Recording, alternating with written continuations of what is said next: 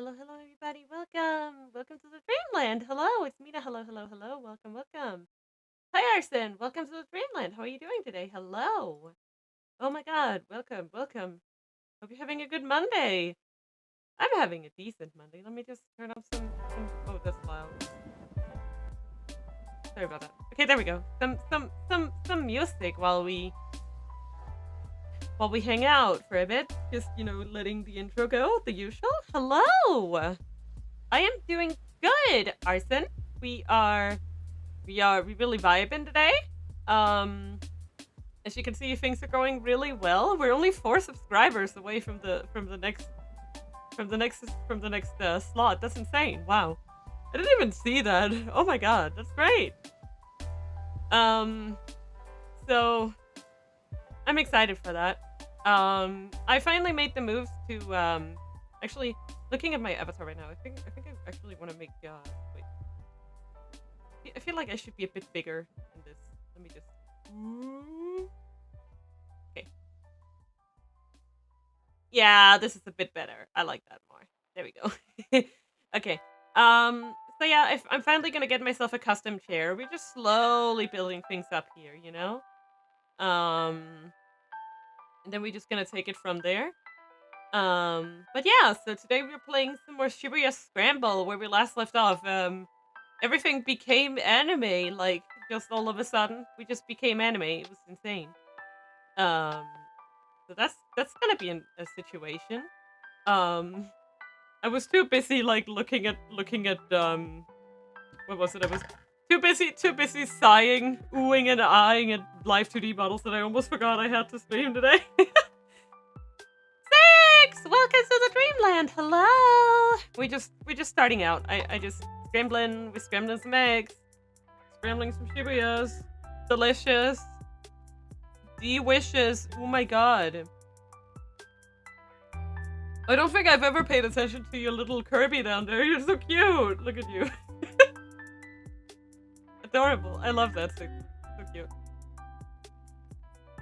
Maybe I should become a Kirby too. That'd be fun. I do have my go-to Kirby. It's not that, you know. Um. Oh my dear. My dear god. I've been a bit hoarse today, but I think it'll be okay. I say as I cough. Great. I have my beverage. Don't worry about it. We will be fine. We'll be fine. If not, I'll just end a little early, but we'll see. But yeah, I finally put in the order for my custom chair, so we're gonna get a cool throne here. I haven't gotten a reply yet, so it's gonna have to wait until we actually know, like, um, yeah, like whether or not they can actually do it in chat. It's always gonna be interesting. So yeah, let's get this game started. Let me just get us onto the game screen here, and let's pause this music and let the music of the game. Ooh, now we can hear it. Nice. Done. Okay. There we are. How fun. How wonderful. Okay. So for anyone who doesn't know this game, we did some shit last time. We finally got to play as Kanan. And it's anime. It's anime now. Look at her. Woo! Okay, let's get going. I'm gonna keep going. Okay, so last time they were. Hi Argo, who has two thumbs and is a sussy baka that forgot to open stream. Oh, you Argo. Hello, welcome to the Dreamland, Argo. Yo, is that some smooth skate skin? Oh wait, is that anime? Yeah, it's anime. Today is anime day. Yeah, so let's just going. So for anyone who needs to be caught up, last time they were doing is like a spy investigation, and now we're getting the operation started. So we're doing some spying. I hope you will be excited for this. The time had come. They got up from their seats without a sound. Scraped in their hips, Kanan and Sadaka made their way through the train, doing their best to draw no attention. Jum had put together a timeline. They should spend no more than 30 minutes at most on their infiltration. In addition to the soldiers stationed in the passenger cars, it was possible that the enemy also had lookouts disguised as normal passengers. A seat left open for too long might arouse unwanted suspicion. Is this anime canon? Team needed to sneak into the freight car, obtain the payload, and return to their seats without a single minute wasted. Jum was too tall and muscular to be well suited for infiltration. He would hang back and act as the girl's rear guard, and if the operation was discovered, his task would be to secure an escape route for them. 最後尾に着いた時計の合わせを。She and Kanan prepared to make their way to their final objective, the freight car up ahead. Despite their clashing personalities, they moved almost like twins as they went about their work. It was evidence that their training had instilled them with similar priorities. 確認するが、携帯しているのはベレッタと断層だけか。お前こそ銃はそれだけでいいのか。ああ、戦闘になった場合、迎撃はお前に任せる。今回の私の仕事は暗号破りだ。接続用の PC と護身用に一丁あればいい。Okay, I think I need to turn the... Wait. Yeah, I was about to say, I noticed. Okay, here we go. I think this is gonna be fine. Let me know. Let me know. Let me know. That's always the question. I have to turn it up and down, you know, the usual. Both of them were going in with a minimal loadout. As a covert agent in enemy territory, that made Kanan uneasy. But then, if a fight did break out here, the mission was already a partial failure. The organization couldn't spare equipment for a team that had only needed it if they followed things up. お嬢さん、ルートの確認は？ルートそのものは問題ない。あるいいの？これ頭脳労働じゃないよ。Oh dear. 専門外だが、その程度のリスクは多そう。それなりに経験もある。Oh dear. Okay.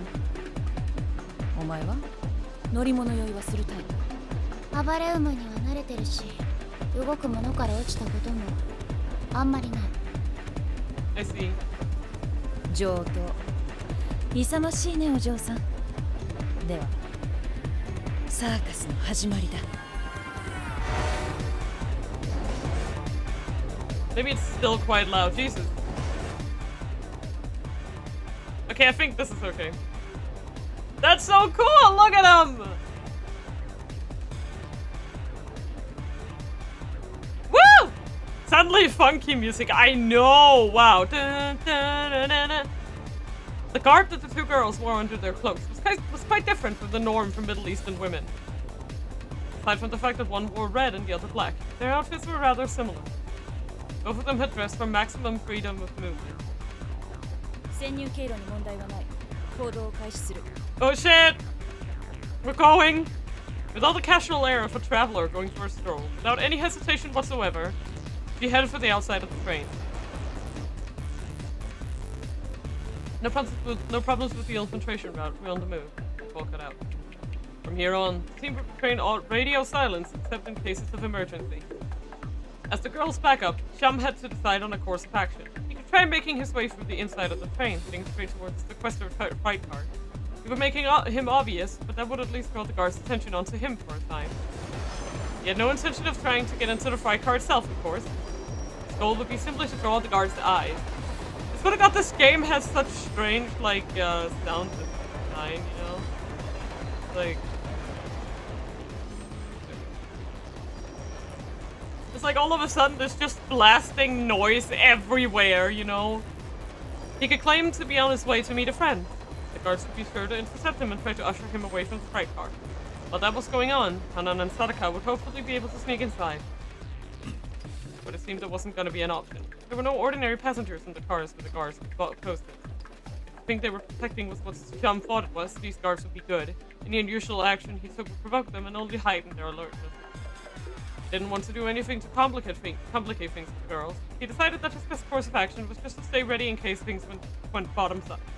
He checked the gun he'd been hidden at his feet. Then he pictured in his mind the guards in the nearest compartment, their builds, their gear, their positions. Veteran fighter though he was, he could think of no good way to make up for the sheer difference in numbers. That's fair. If a fight did break out, it would still be 1 against 7. To break through the enemy position held by soldiers who knew what they were doing, he'd have to completely abandon his own better judgment.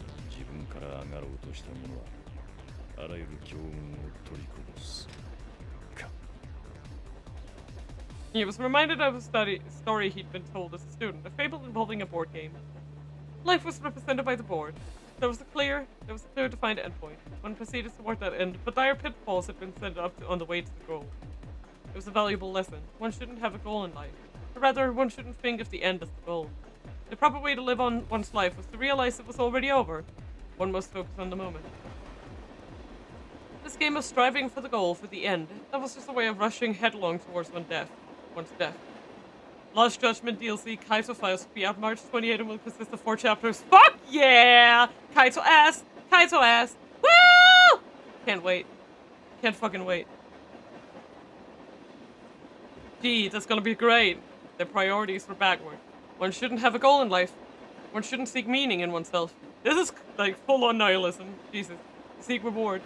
Seek proof that you'd lived by achieving some hypothetical endpoint that was a fool's game. Sham's ability to live without hunting for such proofs was one of the very few things on which he prided himself as a mercenary. He's like, I love nihilism and I'm proud of myself. I mean, I get it to an extent, you know? Like, you really do just need to live your life, and yeah. Oh yeah, Argo. Did you notice? There's 4 more subs until we get the new emote. Oh my god! I'm so excited. Let's hope we managed to get it. I can't believe they didn't name it Kaito ass. And alright? Slipping his gun out of its hiding place, Sham narrowed his eyes slightly. I know! It's not that much! Please! Oh my god. That got a cough out of me. Oh, rip. I'm so sorry. Until now, he'd been a lone soldier, put to use however his employers deemed necessary. He held no tenets, no opinions. He acknowledged that he was an instrument of war. He acknowledged that this was an age where such instruments were necessary. How many battlefields had he passed through? He could see no value in trying to sum up such experience with some complex, ever-shifting philosophy. There were those who would wage war, and those who would try to end it, and tools were necessary for both of those ends. That was all the justification a soldier required. Warriors fought, and then they died. There was no room for anything resembling a normal life. That's who they were, demons, not men. To Sham, to this mercenary, this is a simple fact. Oh, boy. His watch showed that 6 minutes has passed. 24 minutes ago. By then, they would all know if they had failed or succeeded. Why can I not read today? What the hell is up with me? Oh my god. Ow! Ow. Wake up. It was too long and yet too short. A gulf of time for him to fill with his own rusting memories. God fucking damn it. Why can I not read? Why am I so dumb? Oh my god. In my life. Anyway. He had been born into an age of enduring conflict. In 1948, the first Arab-Israeli war, which started with the declaration of the establishment of the State of Israel. That's the longest sentence I've ever had to read. The declaration of the establishment of the State of Israel. Fucking Christ. Can you use another preposition, please? I'm sorry. English is so weird. In response to the Israeli Declaration of Independence of 1948, the 5 nations of Lebanon, Syria, Transjordan, Iraq, and Egypt, later joined by Saudi Arabia, Yemen, and Morocco. Oh my god. It has the notion of game from software. Game from software. Yeah, exactly. That energy. So this is the newest game from software. Okay. Yemen and Morocco declared war and marched on Palestine. Wow! Gadeli! Hello! Welcome to the Dreamland! Hello! I love you, Gadeli! Mwah. Hello! Armistice agreements were signed in 1949, with the ultimately triumphant Israel taking control of most of Palestine. God. What a time. How are you doing, Gadelli? Hello. Over 800,000 displaced Arab refugees. A conflict between those who had formed their own nation at the end of their wandering and those who would now never be able to return to those lands. It's gonna work! That sounds nice! That sounds nice. We're like 4 subscriber points away from the next emote. I'm so excited. Oh my god. Probably gonna be a little while, but fingers crossed! And those who would now never be... Okay, no. 1956. The tripartite aggression over the Suez Canal. Any attempts at negotiation or diplomacy were ineffective. The Middle Eastern hegemony shifted into the hands of 2 nations, further deepening the turmoil. Whee! I know. It's so good. I'm so happy. In 1956, Egyptian President Gamal Abdel Nasser declared the nationalization of the Suez Canal. Opposing this move, the United Kingdom and France backed Israel in an invasion of the Sinai Peninsula, leading to a violent conflict with Egypt. In 1957, the United States and Soviet Union intervened, arranging a ceasefire. God. And then 1964, the Palestinian Liberation Organization. The Liberation Organization. That's a good rhyme. Was formed to retake its founder's rightful homeland, his homeland. Oh, he's Palestinian? Yeah, speaking of, I know, right? Jesus. Like, what a timing to be playing a game like this, holy crap. Okay. An umbrella organization with the goal of the liberation of Palestine from Israeli control, abbreviated PLO. After Yasser Arafat, founder of the PLO's dominating faction, Fatah, became chairman, the organization took on the de facto role of the Palestinian government in exile. The Oslo Accords of 1993 saw governance centralized into the interim Palestinian National Authority. Following the death of Arafat in 2004, Mahmoud Abbas assumed the position of chairman of the PLO, as well as president of the Palestinian National Authority. The peace process is still ongoing. 4 years prior, he'd been in a region west of the Jordan River. Like the other young men of faith who had thrown themselves into the liberation movement, he too had chosen a path of belief. But his beliefs were too rigid, too severe. He did not know how or value a compromise. He had learned to focus on what he could accomplish as a soldier, and strove to become one of the elite in order to end the fighting as soon as possible. He believed that this was the very best that he could do. Like, holy crap! What a game! Damn. The organization he joined in his teens was small, but it had affiliated itself with the PLO, and then joined up with Colonel Gaddafi's camp, which had provided its members the necessary soldiers' education. Okay, the former supreme leader of Libya, seizing power in a 1969 coup d'etat, he is perhaps best known for his radical anti-Western rhetoric during the 1970s and 1980s, as well as rumored backing of various terrorist groups. In the latter part of his life, his relationship with the West gradually improved. He played a leadership role in the formation of the African Union in 2002, becoming its chairman in 2009. Gaddafi was disposed and killed in 2011 by rebel forces in the Libyan civil war. Jesus, I cannot read! Oh my god. Infighting, however, gradually reduced the organization's numbers. He'd used the 89... What? That's not what that number says! He'd used the 82 Lebanon War as his opportunity to temporarily distance himself from the PLO, and had thrown himself instead into the fighting in Afghanistan. 1982 war in which Israeli forces invaded the neighboring country of Lebanon to retaliate against PLO forces present there. PLO leadership moved to Tunisia, and a multinational force was installed in Lebanon, with the United States providing its support constituent. Oh my god. Help! So many big words! I can't. That was when he'd acquired the name Sham. He'd acted as a military instructor for Islamic volunteer soldiers in Thailand. The students had bestowed upon him the former name of their kingdom. When the Soviet Union invaded Afghanistan in 1979, Muslims from all over the world joined up as volunteer soldiers to fight the Soviets in the name of jihad. After the withdrawal of Soviet forces, these volunteer soldiers did not completely lose ties with one another. Some of them went on to form international networks such as the Al-Qaeda. Oh my god. Bro. A new name. And when he'd accepted this new moniker, something that represented something other than himself, he'd ceased to be the young man who sacrificed himself for his ideals. At the request of some former acquaintances, he'd returned to the PLO in 1990. Yet again, infighting had brought the organization to the brink of collapse, and he'd been tasked with helping to restructure it. It was around then that he'd reached his current standing.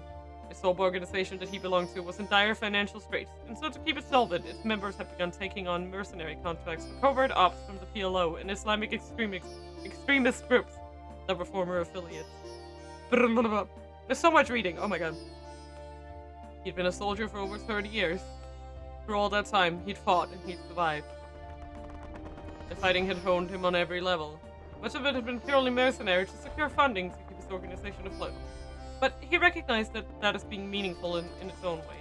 In order to tip the balance in the fighting within their own country, his compatriots needed to encourage other nations to go for each other's throats. Accepting this as the evil that it was, they continued to wield the hammer of justice. Eventually, he'd seen so much that he no longer felt the evil, and then he no longer even felt the justice. Ever the consummate soldier, he was too grounded in harsh reality to deceive himself with flowery words or abstract ideas. Everything that he truly understood he'd come to realize while on the battlefield. And one thing had become completely clear. The fighting that raged through his homeland would not end during the lifetimes of his generation. Oh my god, Kashi, welcome to the Dreamland! Hello! Oh my god, hello, hello, hello. How are you doing today? Hello. It's so nice to have you. I am struggling to read. Oh my god. Jesus Christ, I'm like, I try to read and then like, I just lose the brain cell somewhere along the way. I'm like, I don't know how to say this word, and then I'm like, blah, blah, blah, you know. I'm good, you're eating your lunch! Oh my god, thank you for coming in during lunch! Oh my god, it's so nice to have you. Oh my god. I had pasta for dinner. Quick, nom nom nom nom. What are you having for lunch? His own existence was nothing more than a blip on the battle radar, a tiny detail in the midst of something vastly larger than himself. Bit by bit, his once rigid face gave way to something more nihilistic. Oh, slightly nihilistic? Maybe you should up that to like, he's completely in like, ham and cheese. Oh my god. I had a ham and cheese sandwich for lunch too! That's so funny. Oh my god. The coincidences, right? I did! I'm not lying! I wanted ham and cheese sandwiches, so I bought the ingredients. Oh my god! God, why are we all having ham and cheese sandwiches? What is this ham and cheese sandwich, like, fucking collective? The Ham and Cheese Sandwich Association. Oh. Just felt like having ham and cheese. It's good. It is! It's good! You know? Good, easy to make, simple, taste delicious, num num num. Perfect. Times changed and so did values. At some point, the human heart went on to change as well. His changed convictions left him alienated and reformed himself into a solitary soldier. He longed for battle, yet felt no commitment to any particular conflict. And so, despite his legendary record and uniform, he became a mercenary outside of the military establishment. His compatriots began to view him as nothing but a warmonger who fought without belief. They were not so far from wrong. Yeah, that's true. But at the same time, what makes... Anyway. He no longer a true partisan of any cause. What he was much harder to define. Ultimately, he was a jack of all trades. Recruit training, guarding VIPs, intelligence operations, subversive activities, he tackled them all. One thing led to another until he arrived at the last major job he'd undertaken as a soldier. The theater was the Iraq War. There was a battle on the fringes unrelated to the main conflict itself. There he'd found a girl who'd lost everything, her kin, community, all victims of collateral damage. The tragedy that struck her had unfolded in a single day, when Sham found her. A chance discovery as he was making his way through the area, it was a miracle that she was even breathing. According to the reports, the entire population of the village had been annihilated. Friend or foe, there were no possible survivors, and yet Sham had found one. He had taken on this war, and that included aiding any civilians once the fighting was over, even if he knew it was someone unlikely to last much longer than another day. Damn.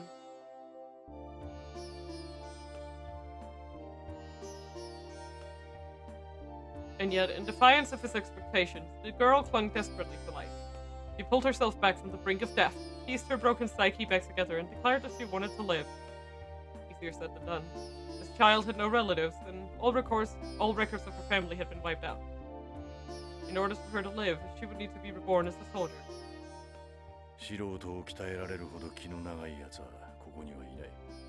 適任ではないが、お前には俺がつくことになった。Oh man, he became dad. Perhaps because something fascinated him about this new responsibility, he took on the task. To say that the girl wasn't soldier material would have been an understatement. On a scale of 1 to 10, she was less than a 0. Her personality was an issue. She was whimsical, unable to keep her emotions in check, and incapable of working as part of a cohesive unit. Amazing! 0 teamwork abilities! And then it's like, you know, it's like I have 0 redeemable qualities, and he's like, hired. Her general knowledge and awareness of local customs were also sadly lacking. She could read and write, but there was something fundamentally broken about how she processed information. She called the sun blue. At first, Sham figured that she had simply been taught the word blue to refer to what most people acknowledged as yellow. It wasn't long before he was disabused of this notion. The girl wasn't wrong, everyone else was. The things she said weren't untrue from her perspective. To her, the sun did look blue. She was still able to distinguish the color yellow from the color blue, the same as anyone else. But she had a very peculiar condition, very rare but known to humankind for centuries. Synesthesia. She was just like us, except in how she perceived the world. Words would come to her as shapes, sounds as smells, moods as colors. It had isolated her within her own village and thereby saved her life. That isolation was also why she had no initial aptitude for soldiering. She struggled to work within an organization, as those around her struggled to understand how she operated in a group environment. Sham had no doubt she was the only soldier he'd ever trained who could make eye contact with another person and instantly understand where they fell short, and what she could do to make up for it. Running her in a standard squad was almost impossibly difficult. Sham soon found that he also needed to give his new novice his undivided attention. まだ銃が怖いのか? In terms of trained reactions and physical skills, there was nothing more than he could teach her. She'd mastered shooting and all the fundamentals of his standard physical training. And yet, she was still an astoundingly timid girl. She looks like she's about 10 here. Jesus Christ, dude. She's a child. Afraid of the battlefield, afraid of guns, afraid of the trigger. Bruh. It's fine. She even seemed afraid of loading a magazine. Every day, Sham found himself thinking she wasn't cut out for it. But every day, she threw herself back into the training, facing all the things she feared. Revenge, he began to suspect. When is she child with a gun, you entered the wrong neighborhood. Yeah, like, damn. I mean, that is what, so far, this whole story is about, right? Is that how do we live in such a horrible world where someone like her has to do this to survive, you know? Like, that's I'm assuming, at least, from the vibes of it, that that's the point of this whole story. No doubt she wanted the ability to fight so that she could strike back at the nameless bunch who'd taken her village and her family away from her. She wants to be like me, Sham thought. She wanted to kill. No, she wanted the strength to be able to kill, and then immediately to put that killing behind her. その必要はない。死が怖いのはお前が安全を知っているからだ。恐怖は残しておけ。過去は克服しなければならないが、この世には安全があることも忘れてはならない。She was still a respectable human being, not a soldier. He and she were cut from different cloth. Realizing that made him wonder if there was anything he could truly teach her. 当たり前のことを守れ。射撃の基本はそれだけだ。有効射程外からは撃つな。先に引き金を引け。相手から当たらない場所から当てろ。以上だ。覚えるのは簡単だが行うのは難しい。自分なりに工夫しろ。それともう一つ、交戦したのなら必ず相手の息の根は止めておけ。I think I can start it up a little. Sorry. It's always that she wanted it that much clearer. And while she might never make much of a rank-and-file soldier, there were better things for her to do than learn regulations and SWAT tactics. She could survive best on her own. Away from the conventional battlefield, she began to achieve startling results on extreme solo missions. The more skilled her opponent, the more she rose to the challenge. She was a natural-born duelist. No, that wasn't quite right. The girl was an assassin. Sham had to admit that she improved each and every day. The almost daily change of pace was good for him to defeat. The only problem was the source of her お前は motivation. まだ復讐を考えているな。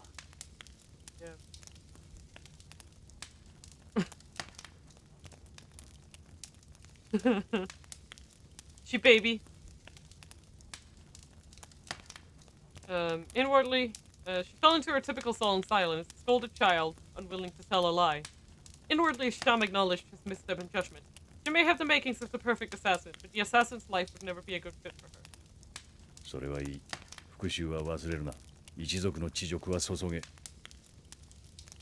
だがそれはやるべきことの一つであって、全てではない。同じことをするだけの機会にはなるな。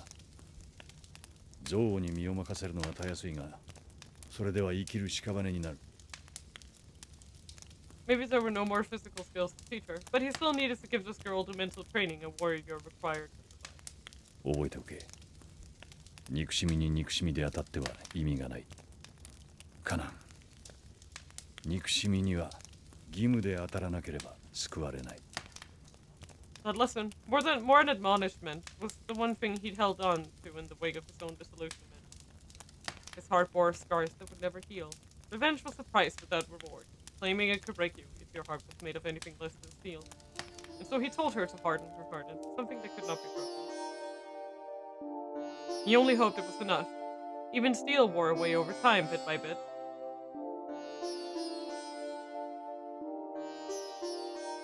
A year passed. A year passed since then. Of course my voice breaks. A year that felt like a day. Now one thing in particular rose to his mind. Before his job, for perhaps the first time ever, Kanan had asked him for something. She wanted a tattoo just like his. He had no choice but to agree. There had still been 1 day to go before the job, so they got it done on location before boarding the train. The tattoo, a snake, represented bad luck and loneliness to the locals. She didn't care. She saw it in a kindred spirit, a creature driven by the same nothingness that fueled himself and Sham. The timid girl and the black snake. If he gave himself over to sentiment, he might have said that the black snake looked somewhat uncomfortable there, coiled on this arm of this girl bent on survival. DM. Oh, so that, yeah, right, that was her bandage, I remember. I remember. They're under the train! Jesus! Kanan and Sadaka slithered silently along the underside of the train, suspended just above the ties hurtling past beneath. The slightest mistake in whoever made it would be instantly reduced to an unrecognizable smear of meat. I was about to say, holy crap.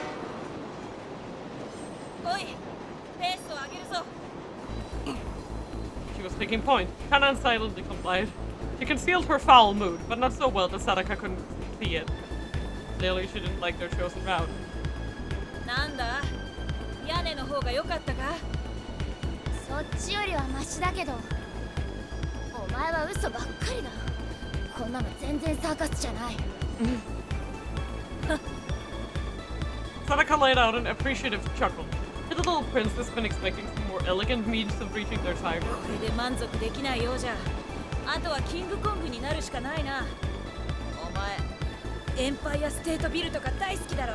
知らないけど、なんかすごいバカにしてるでしょ、お前。Man, imagine having time for banter. Imagine, at least.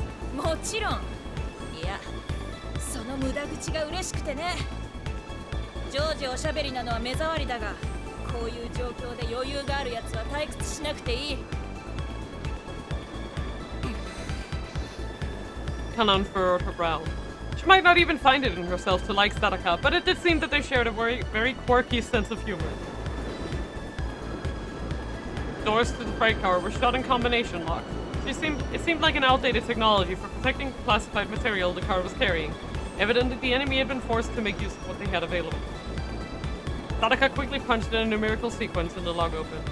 She had acquired the code sequence before arriving on the train, due diligence for a code breaker. Yeah, that makes sense.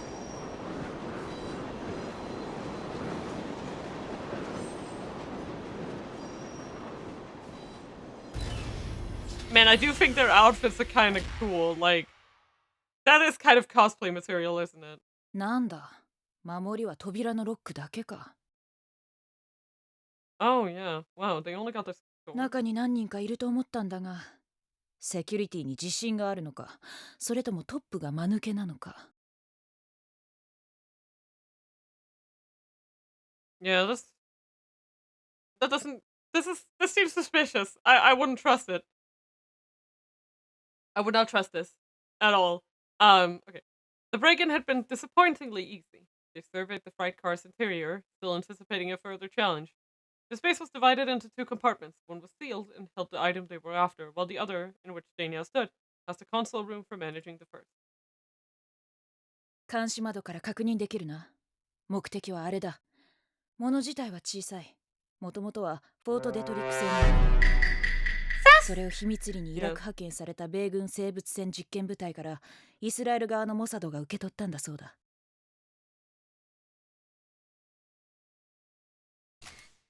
Okay. A United States, okay, Fort Detrick, a United States Army installation in Frederick, Maryland. The 5 square kilometer grounds are dotted with various biological and medical research and development facilities.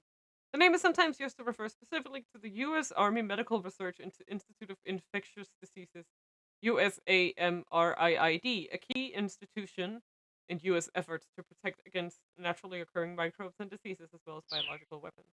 Okay, so is this the Ua virus? 話によると、最終的にはケース台のものに収納されたということだが。じゃあ、このドアを壊して、あのケースも壊す？壊さないよう私が呼びつけられたんだが、こいつを運び込んだスタッフのように、さも普通に中に入り、ケースを開け、誰に咎められることもなく運び出すのが理想だ。ああ、お前は休んでいていい。そっちの仕事は護衛がいた時の梅雨払いだからな。ここからは私の領分だ。Okay, let's go. 領分って。そ You この full コ on? ンソール使えるの？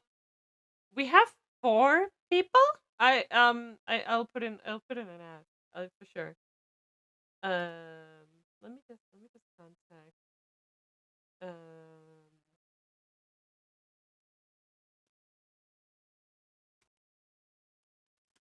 I'm just gonna type it in and then we'll see. Because I don't know anything about Phasmo, actually. I've only played it that once. I don't know anything. Okay. いや、持参している。しかしなんだな。予想以上に頭が痛い。この無造作に放り出されたケーブル、何の笑い話だ。どうやって入るか楽しみにしていた私がバカみたいだ。どこぞのネットカフェかここは。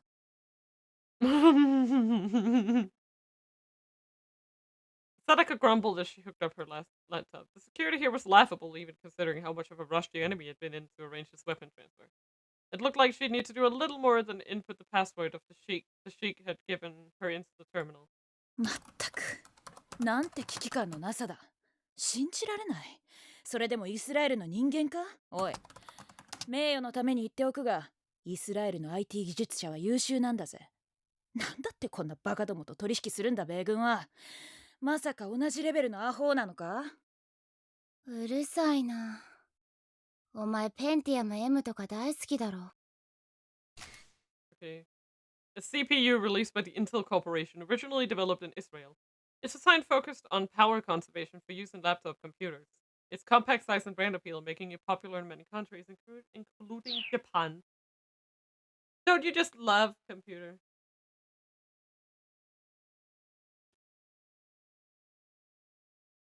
嫌いなものか。イスラエルの技術者は世界で一番クールだ。He's like, I infinitely do not care. Kalan frowned. She might be loath to admit it, but their opinions really were very similar. Like, I don't care about this. Makes me angry. Her PC booted up. Sadaka logged into the terminal and entered the password. She worked with a skill and alacrity that would have made any code breaker. ハッキングなんてものは参加した時点で終わっているようなものだ。その場で暗号を破るなんて職業がまかり通ったのは大昔の話でね。端的に言ってソーシャルハッキングに勝るセキュリティ解除はない。ソーシャルハッキングってなんだ？ああ、探偵のようなものだよ。PC の知識、プログラムテクニック以外の手段で情報を手に入れることだ。セキュリティに関して一番詳しいのは当事者だからな。交渉、内定、果てはゴミ漁りまでやる。今回こいつのセキュリティに関わっていたのは3人だけだったからな。まあ楽な方だ。通常このレベルの機密なら10人以上の関係者全員からキーを取らないと難しいと。おい、さっきのあれよこせ。口寂しくなってきた。That, by the way, that's hilarious. By the way, see that this is the thing. I was just listening to the sound, right? And that is such a fun thing. Is that like you do not have, so like the Japanese term kuchisabishi is like, it literally translates to like lonely mouth, and it's like when the sensation of not like actually being hungry, but just like wanting to like, for instance, snack on something. And they specifically have like a whole term for that. And I'm sorry.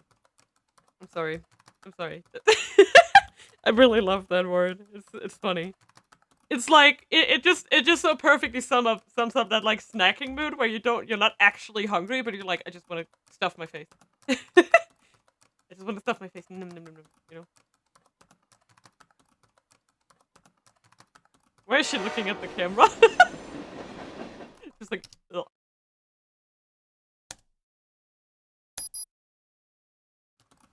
じゃあ暗号破りっていうのは名前だけ？私みたいにその場で答えだけ探すってことじゃないの？何の話だそれは。 When you gotta munch. Yeah.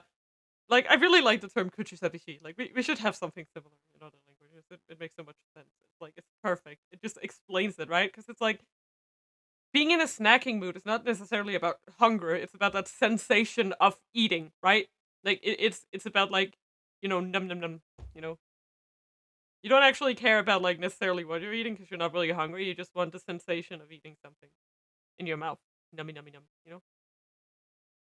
私が言っているのは単に人間の方がハックしやすいって話だ。そりゃ答えそのものを手に入れるのが理想だが、まずありえない。Yeah. I think it's really interesting how she's teaching sort of like that hacking isn't it's like usually you get all of the それにソーシャルハッキングも数値を埋める行為だぞ。調べ上げた感情や性格、経歴を数値化しないと解は得られない。It's like it's showing that like to hacking there's also a lot like the human. I'm not a super hacker, but I understand what she's saying. She's saying basically that like a lot of hacking work is just, manipulating the people responsible for the system. I can see that for sure. Like that you'd want to その後 do more 手 else. に入れた情報を整理し、公理に基づいてパスコードを導き出す。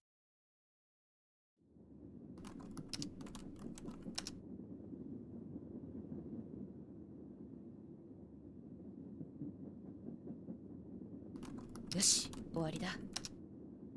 こいつはまだ試作品だからな。一研究員の個人名でログインできる。あとは研究リーダーのアカウントで管理者権限を。何？どうしたの？パスコードが変えられている。Oh shit! お手上げだ。優先順位の高いものから打ち込んだが3つとも外れた。じゃあこの1時間後っていうのは1時間パスコード入力を拒否されている。残った手持ちのコードに正解があるとしても入力そのものができなくなった。 They're running out of time. Already 15 minutes have passed since they've begun the operation. Allowing for 5 minutes to get back to Sham's car, they only had 10 or so minutes left to work. くそ、積み込む前に気まぐれでコードを変えたな。管理がずさんなら予定もずさんか。聞いてないぞそんな話は。Oh wait, is this Alfred's influence? Oh my god, I think I 珍しく感情的だね。そうだな。パスによるアクセスはできない。となるとロックを解除する信号を直接送るしかないが、それこそありえない。信号自体は暗号化された上でプログラムに収納されているが、その数値から信号を拾い上げるのは不可能だ。それプログラム自体は開けられる？可能だが意味がない。いいから、面白そうだしちょっと変わってよ。わかったか。この数値の中から信号を拾い上げるのは不可能。But she can, I was... 時間さえあれば可能だが、それも数日の作業で。ああ、信号ってきっとこれだ。Oh my fucking god, that's so cool! I love it, I love it. 189A、C455、589-312B、C367、AB29。これでやってみて。だと。If it worked. 当たった？ Yeah! I love it! あの中のものは私のだけど。Sadaka swallowed wordlessly. She should have been happy. The first stage of her job was finished after all. Still. 共感覚。お前がそう呼ばれる人間なのは資料で読んだ。今のはつまりそういうことか。別に珍しいものじゃない。単に文字に色がついて見えるだけの話。目とか耳とかが一緒なだけだよ。それで済ませる話か。私の認識が甘かったようだ。今のお前の行為は直感だけに頼ったものだな。Synesthesia, a curious condition found in people all over the world to varying degrees, was defined as the tendency to experience the stimulation of one sense with additional perceptions in one or more other senses. Human beings have 5 senses: sight, hearing, taste, touch, and smell. People who process 2 or more of these individual senses simultaneously and are known as synesthetes. Letters could have colors, sounds might have shapes, a word might taste sweet or sour. There are many variations, each a unique world to ways to perceive the world. The condition was not generally an impairment. A letter's color could have real meaning. There's a reason that each sound had its particular shape. Synesthetes picked up on this additional sensory information not intellectually but intuitively. It went beyond vision and hearing, simply working as a combined sense. It created a new form of perception in its own right. The senses themselves didn't literally fuse into one another. For a synesthete, the 5 senses could complement each other reciprocally. For instance, visual information might also be processed as sound, and then combined with direct auditory input. Just like visual cues that were also seen with the other senses could radically increase the seer's ability to comprehend what they were perceiving. A typical image on a page serves as a good example. The ordinary person perceives such an image solely through the sense of sight.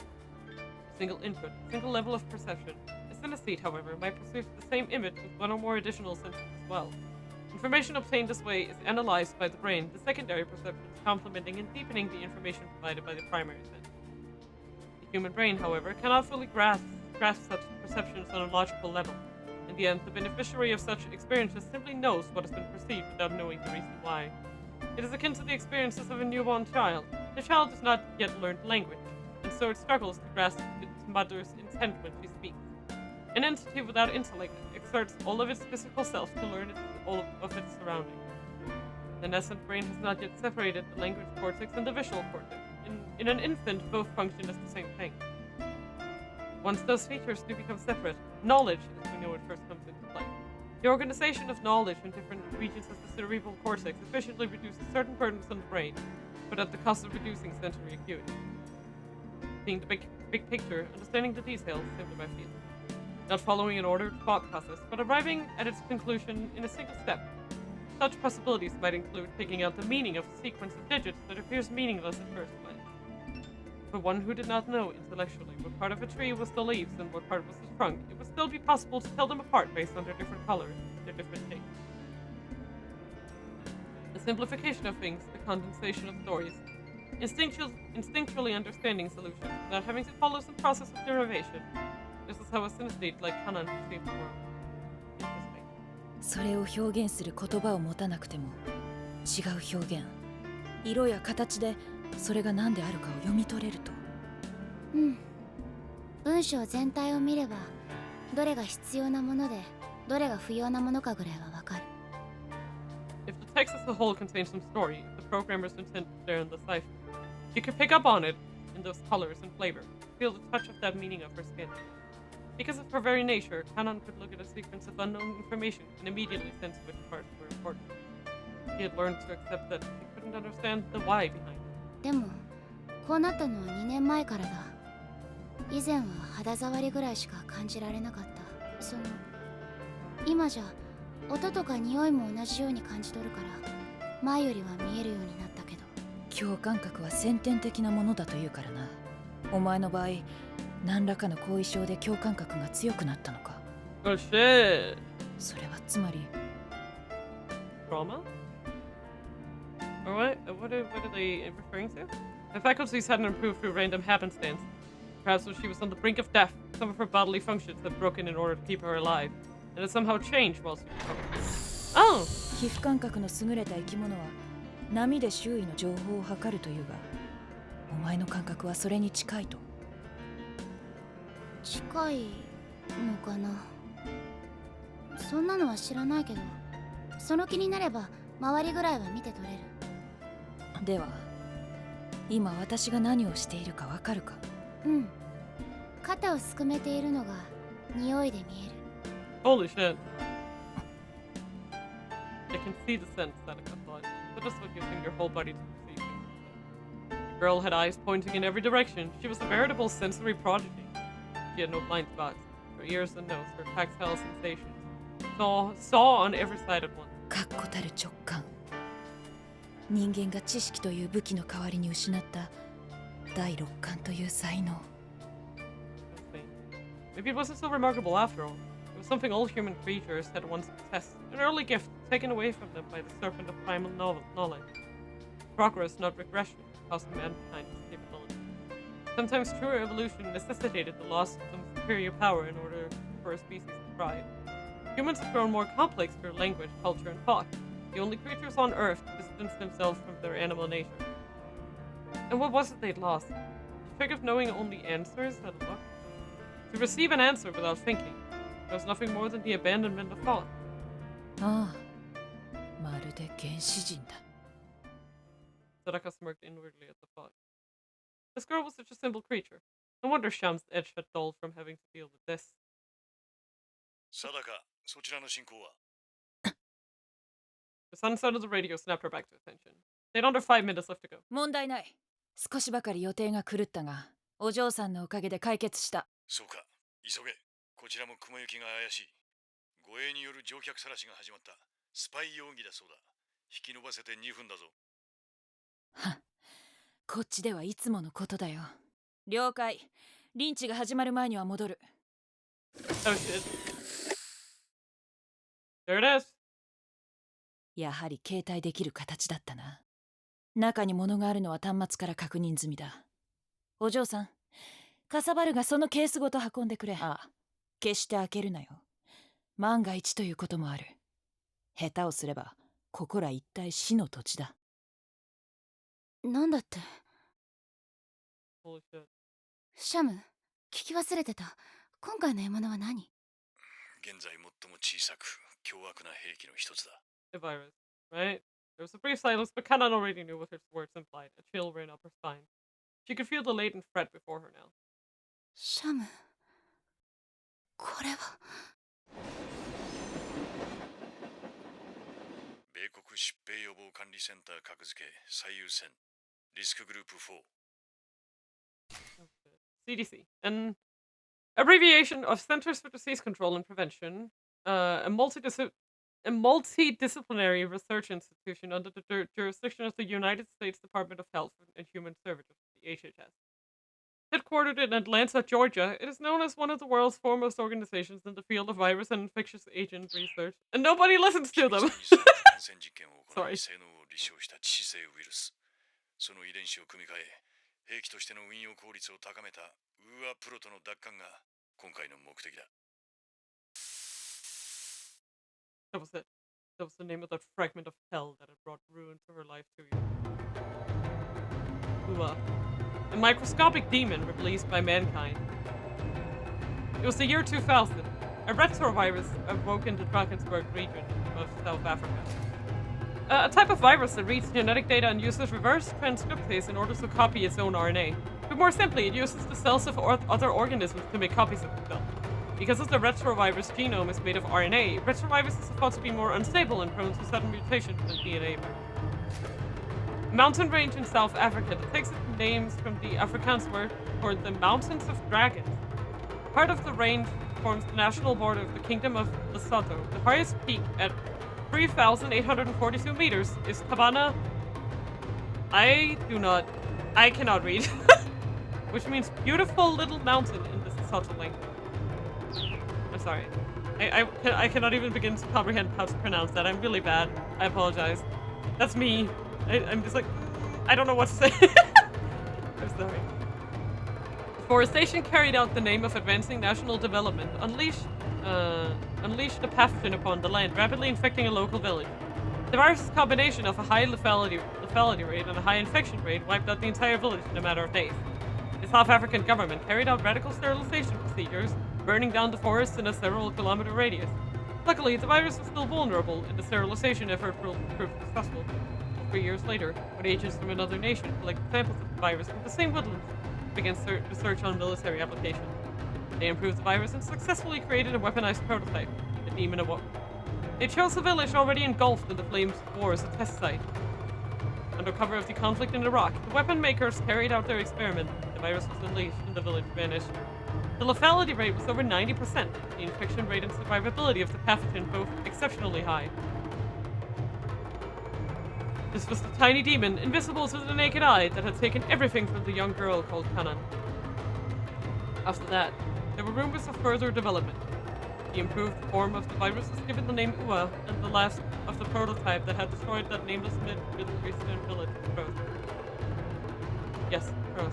Not disposed of, not eradicated. The weapon was difficult to use, but those who possessed it still felt there was value even in the inferior prototype. Furthermore, it represented a great deal of research money, which meant whoever it might be, if the buyer emerged, they would sell. Kanan had no words. Why was this thing here, now? He felt nothing, no grief, no rage or despair. He simply thought calmly. Someone is still alive who's willing to use this weapon. That includes the soldiers who were here to protect him. お嬢さん、分かってる。今はケースをシャムに届ける。 She spoke. She moved mechanically, removing the case from its compartment. Whatever free will she had possessed a moment ago had vanished. Sadaka watched her sad. Then both girls stiffened with alarm. A message appeared on the monitor. Case connection broken. Security breach possible. If this connection is unresolved after 60 seconds, alert broadcast would commence. 警報は解除したんじゃないのか。 Oh shit! 後で聞く。今から接続するには間に合わない。シャムに連絡を。 The call was brief and the conclusion was clear. The parameters of the job had changed. The fight was unavoidable. They would need to strike シャム first. 私は。 車両の護衛はこちらで無力化する。その間全部車両の護衛を抑えつけろ。車両を制圧した後、引き際を知らせる。 For the time being, Kanan and Sadaka were trapped. There were 7 hostiles ahead of them and 7 more behind. All the girls could do now was sit up in the freight car to buy themselves time. And yet, オーケー。みんな黙らせていいんだよね。 oh shit! カナン、待て。 She cut the connection. God damn it! She's going against orders! Her eyes gleamed with menace. This is no time for hesitation. This is time for battle. 一人呆れたな。腕に自信があるのはいいが現実的じゃない。シャムほどとは言わないが近い兵士が7人だぞ。 Jesus! It gets so loud! Ah! 分かっている。でも、そいつらはシャムじゃない。 She's like, they suck, and they're weak. They're weak. They can't do shit. Kanan was all action. There was no room for emotion. She'd analyzed her problem and now she was going to solve it. 勝手に死なれるのは困る。お前は組織にとって貴重なサンプルなんだが。まあ、それも枝葉の話か。 No, think, only go! Struggling. It was clear the conversation wasn't going to be a thing right now. The gleam in Kanan's eyes was that of a beast in the hunt. ケースをこちらにシャムに届ける。奴との連携は慣れているから。うまく攻撃してさっさと終わらせるさ。Near she could see, Sadaka's words didn't have the color of a lie. She was a codebreaker forced by the situation to fight. 落とすなよ。あとシャムの邪魔をしないよう気をつけ。そちらもな。意地を張らず怖くなったら逃げ出してこい。 She's going! I'm sorry. She could smell combat. The sound of the wheels and the color of the wind were now both frigid blue. ほんとこうなるんだったらあんなやついらなかった。 Sadaka's color bothered her far more than that of the forthcoming slaughter. さて The car had devolved into chaos. Guards barked out orders, forbidding anyone to leave their seat. They brandished their guns as they interrogated one traveler after another. The passengers were quaking with fear. The train was passing through a country. The local government held police authority on board. Soldiers bullying the passengers were Jordanian, Sham could tell, having come aboard during the freight car rearrangement. He counted them among the 14 hostiles. It was only a matter of time before they realized that Kanan and Sadaka were no longer in their seat. 始めるか Let's go! Sham let out a sigh of resignation. おいこの男敵を立つなと Now things were getting interesting. Sham walked wordlessly toward the front of the train. It's clear that wherever he went, death would follow. The other passengers scrambled towards the back of the car. No chance for another surprise attack this time. The soldiers were already ready for combat. They pulled the trigger as soon as they had a target. Just 1 against 6 now. If he played this by the book, Sham wouldn't stand a chance. Rule 1 was always shoot from cover. It was the first lesson he taught his students. The thing was, まったく無責任な話だ So much for playing by the book. Fastening the top button on his custom bulletproof coat, he strode forward. I am a wall. Walls feel no pain. I don't know why that made me laugh. I am a wall. I'm sorry. That isn't supposed to be that funny, but no, I'm just finding it. He opened the door. Bullets ricocheted all around. He cased his enemies, assessed their firepower. He might get injured, but he was confident he wouldn't go down. Right now, there were only 2 guards in the dining car ahead. Time to improvise. Can't believe they did walls 30. He's a wall, man. 実にいいテーブルマナーだ His innards were hurting, his bones creaked, but he fought to keep his aim steady. He had some internal bleeding, but nothing he couldn't power through. だがこちらは少々荒っぽくいくぞ He took another step forward. Reckless, maybe, but if he didn't deal with those before reinforcements came, well, no point worrying about that now. Not when there were people left to kill. And just like that, he was not afraid. The worst was yet to come, and his body would bear the brunt of it. Still, Sham was unafraid. He was dead from the beginning. A walking corpse. He traded his courage, his passion, for an emptiness without fear. Kanan's heart beat in time with the blaring alarm, but her mind was clear. With mechanical coolness, she considered her orders at the time she had available to carry him out. She inferred the positions of her 7 targets, assessed the potential for a strategy that could overcome a 7-to-1 odds, and picked her moment. This she did by instinct. Kanan didn't need to pick. She let the hard soles of her shoes slap down on the roof of the train car as she ran. That should get their attention.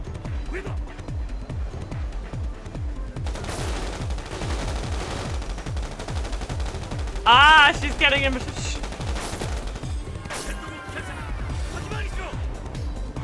Soldiers sprang into action. One of the gangway doors opened. As the leading guard stepped through, a red-clad figure splashed into view on the roof of the adjacent car, her hair streaming in the wind as the train raced along at 80 kilometers an hour.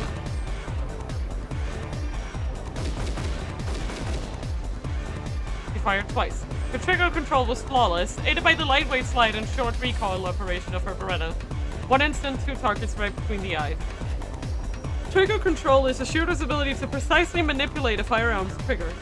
This music bumps. Hello, Max. Welcome to the Dreamland. Yeah, it's great. It's very hype. Let me know if I need to turn it down. It feels like it's a little loud. Actually, there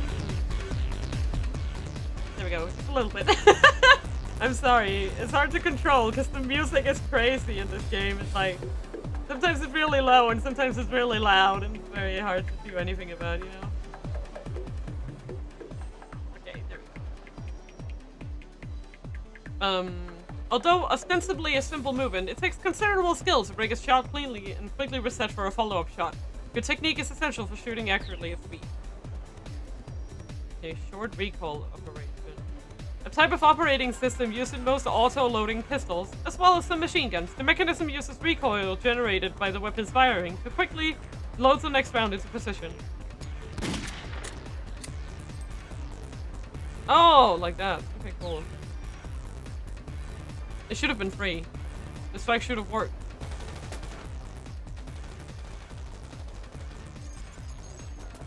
But she only got 2. I failed. She'd missed her shot at improving her odds to 4-1. Maybe instead of blaming herself, she owed her enemies some respect. They moved well. At this rate, failure was just a matter of time. She didn't have the firepower to go up against 5 well-armed opponents head-on. The moment they were on equal footing, both sides cowering under cover, she'd never be able to pick them off one by one. But sooner or later, the soldiers would realize that they could lay down enough suppressive fire to force her to stay down while some rushed to her position. And if she tried to rush them instead, the instant she emerged from behind her seat, she'd fall victim to a hail of bullets. Kanan sighed. For the moment, it was a stalemate. She couldn't see the enemy, and they couldn't see her. But then she heard one of the soldiers.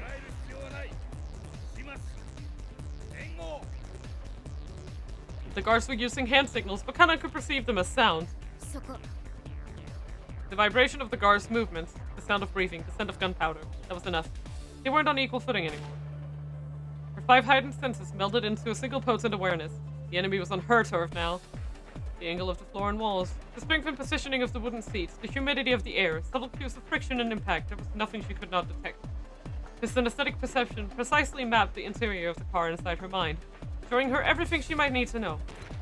This was no vague impression or rough calculation. She had innate grasp of the exact spatial relationships of everything on this limited battlefield. Now all she had to do was wait for the approaching enemy soldier to reveal the last bit of information she needed.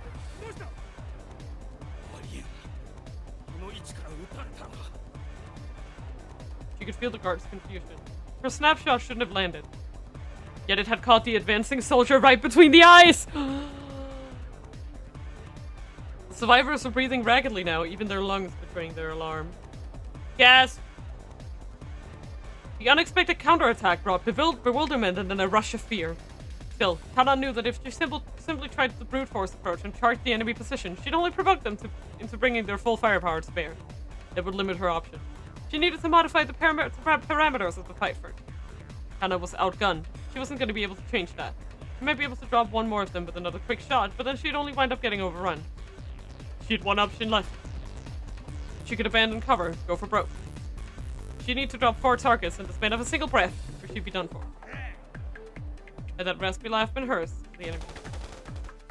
The guard's leader took aim at Kanan's forehead, his finger on the trigger. She picked up the dead man's gun, not for ammo. To carry out the plan she had envisioned, she knew that she needed something more than her Beretta.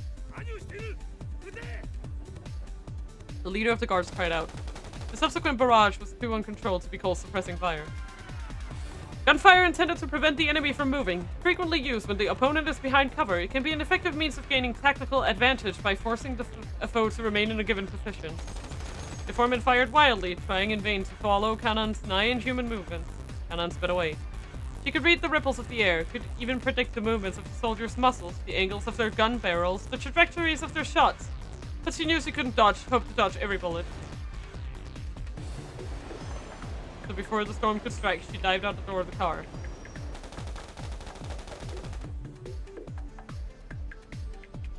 Holy shit.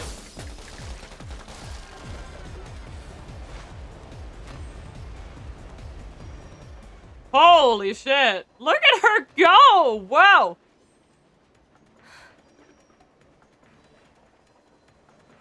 She let out a soft sigh as her combined senses became distinct once more. She needed to neutralize 4 targets in the span of a single breath. That was precisely what she'd done.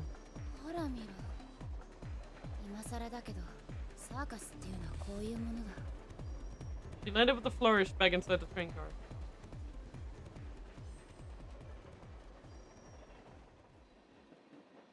She had cleared out all the soldiers stationed in the forward compartment. They'd successfully recovered the payload and wiped out the enemy force. Now her task was to evacuate ASAP.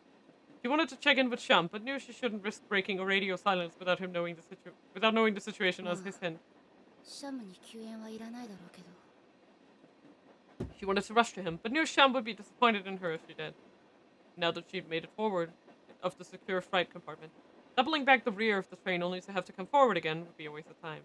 機関室に行って列車を止めさせた。 With their cover blown, they certainly couldn't go to Amman. She and Sham would need to get off the train en route and conceal their whereabouts. Probably the sooner the better. The scent shifted. She heard sharp footsteps. Spun around, ready to fire. There was a rustling of clothes, and a new sensation crashed against her skin. No. Ah! Sadaka's arrival had helped put an end to the gunfight in the rear troop compartment. She caught two of the guards in a pincer attack, and before the last enemy had the chance to regroup, Sham had managed to gun him down. 相変わらず手荒いなシャム。もういい年だろう。体を打たせるようなやり方はよせ。 Sadaka strolled over to him. Only after confirming that all the guards had been neutralized did Sham finally let his mindset shift from combat readiness to simple high alert. 今回限りだ。お前が来ることは分かっていたからな。せいぜい目立つ的になって連中の背後を明かしたかった。 The tension between them eased. It had been years since they'd been alone in the same room together. しかし、らしくない戦術だ。どうして後ろの車両に下がらなかった？優位な地点を確保しながら徐々に後退すれば、敵の戦力分散も誘えたはずだ。Sham considered. Maybe it really hadn't been necessary to make this car into the battleground. If it had accomplished one thing, it was allowing the fleeing passengers a chance to make it to safety. まさかとは思うんだが、ちょっとした正義感かい？ Oh, gee. 雇い主への配慮だ。ことが発覚した以上、我々の素性は知られるだろう。解放戦線に雇われた側として、お前たちへの悪評を立てないよう努力したつもりだが。今回の件はウイルス兵器なんてものを持ち出そうとしたイスラエル側に非があると？あくまで我々が鉄槌を下すのは彼女の盗っ人どもだけだと？ Damn. なるほど。それは少し嬉しいんだが、同時に後味が悪いな。Yeah, that's very fair. That is very, very fair. それはどういう？だって、お前も私もトロほど嫌いなものはないだろう。せっかく守ったのに、無駄な努力をさせてしまった。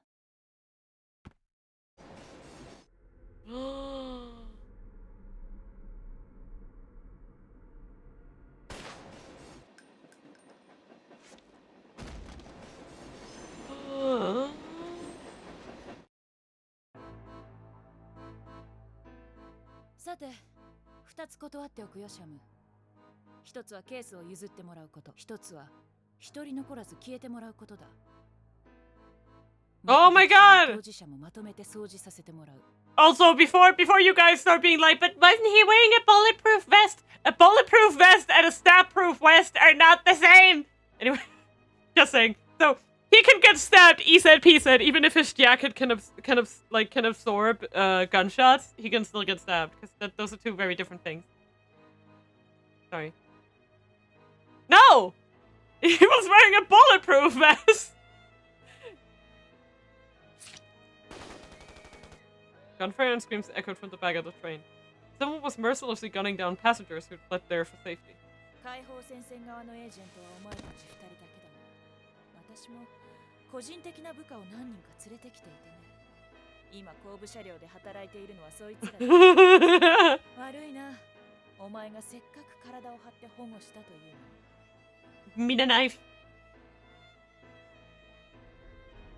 解放戦線を裏切ったのか？裏切るも何もない。解放戦線において私はただのパトロンだ。それこそ定かを施したに過ぎんさ。今じゃ原理主義者に武装闘争のお株も奪われている。いい加減この辺りが縁切り時だ。 Oh wow. One who believes absolutely in particular religious doctrine. used here to refer to Islamic fundamentalists.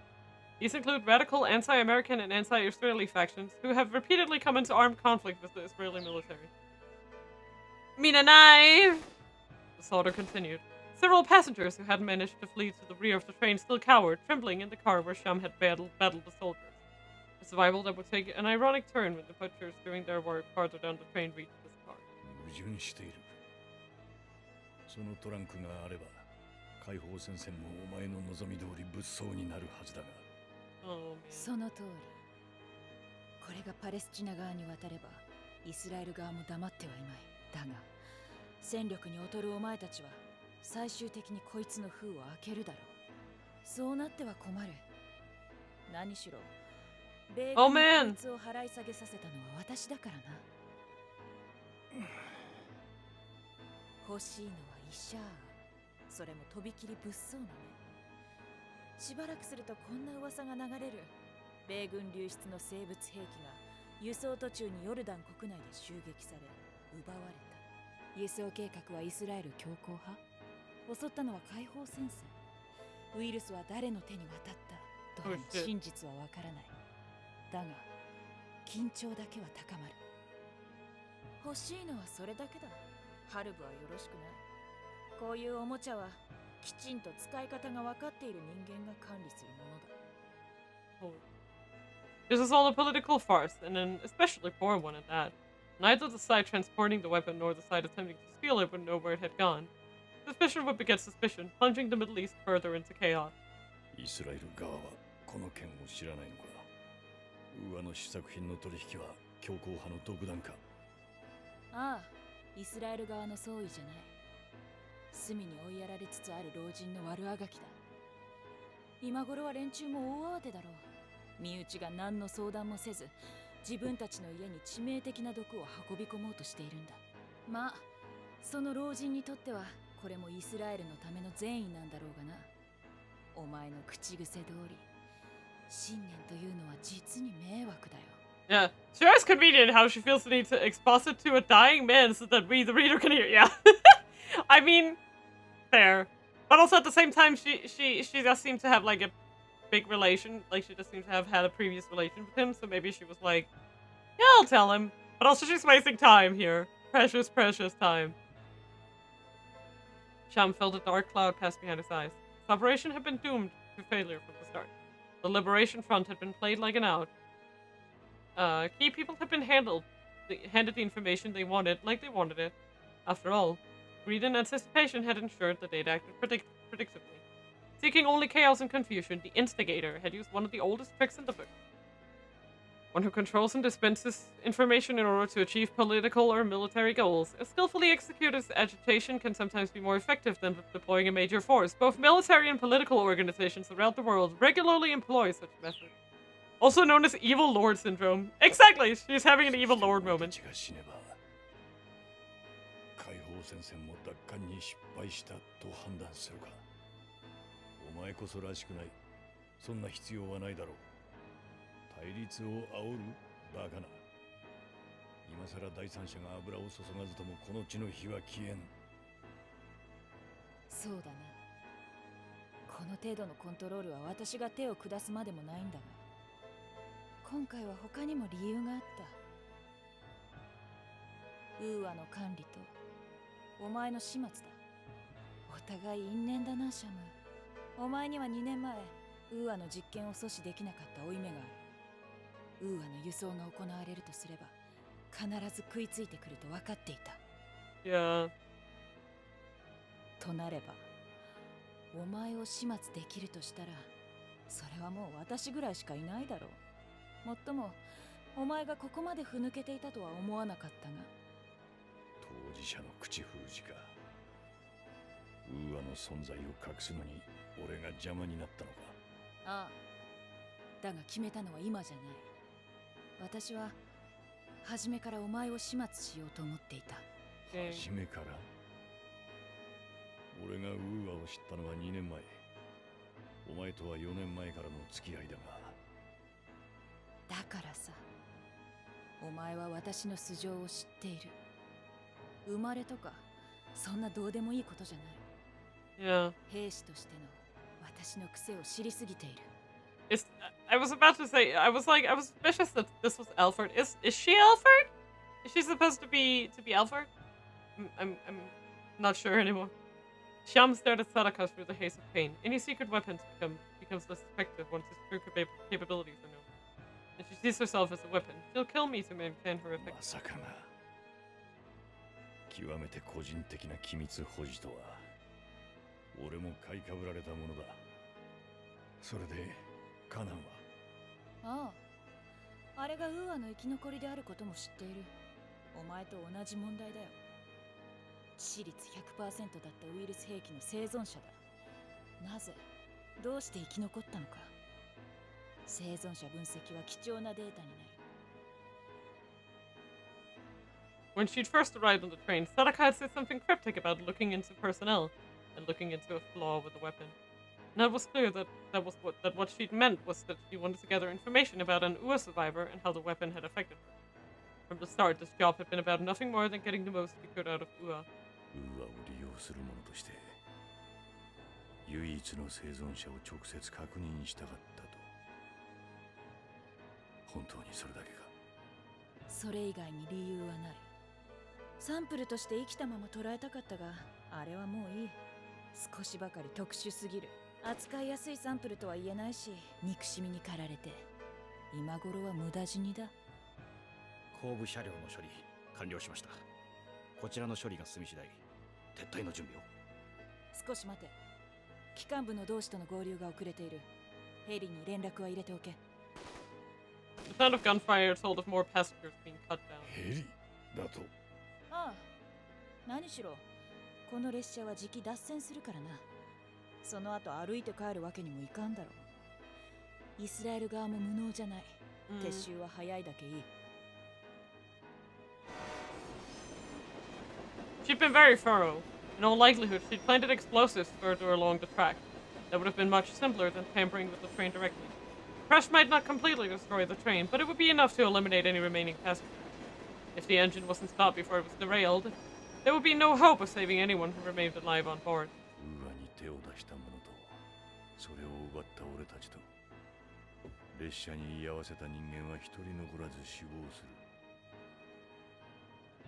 やりすぎの嫌いはあるが筋書きとしては合格点だ。だがやり通せるか。まさかあの小娘に期待しているのか。 Sadaka sneered. It was a crueler, colder expression than any Sham had ever seen ま before. るで使えない。少しは見込みがあると思ったが、あんなのは論外だ。ウーアへの憎しみで我をなくし、自らの性能を誤った。がっかりだよ。お前の手腕も地に落ちたな。それは違う。 Ooh. He was dying, but his voice was firm. In the back of his mind, there was a whisper. Sadaka had sent some of her men to the engine compartment. Why hadn't they returned? 何が言いたい。どうということのない自明の話だ。恐怖を知っている者は憎しみでは動かない。カナンはお前や俺とは違う。 The chill between them became acute. She lifted up her gun, taking aim at Sham's forehead. Her expression said it all. This man before her had fallen from grace, and her disappointment had turned deadly. 断っておくが、私はお前を同胞とは思っていない。それが正しい。なぜならお前は。 For one fleeting moment, their old connection was renewed. He spoke. She listened, saying nothing, as she had often done for so long ago. 気が変わった。やはりとどめを刺しておこう。なぜ初めから頭を打たなかった。ジンクスだよ。今までお前は何度も被弾したが、不思議とただの一度も頭に当たったことはなかっただろ。 That's fair. Her voice was hollow, as if she'd already put this all to an end. 不思議でもなんでもない。頭を打たれなかったからこうして生きている。俺もお前もただの兵士だからな。That's an interesting way to put it. 知ってる。けどまあ、私にとってそういうイメージだったんだ、お前は。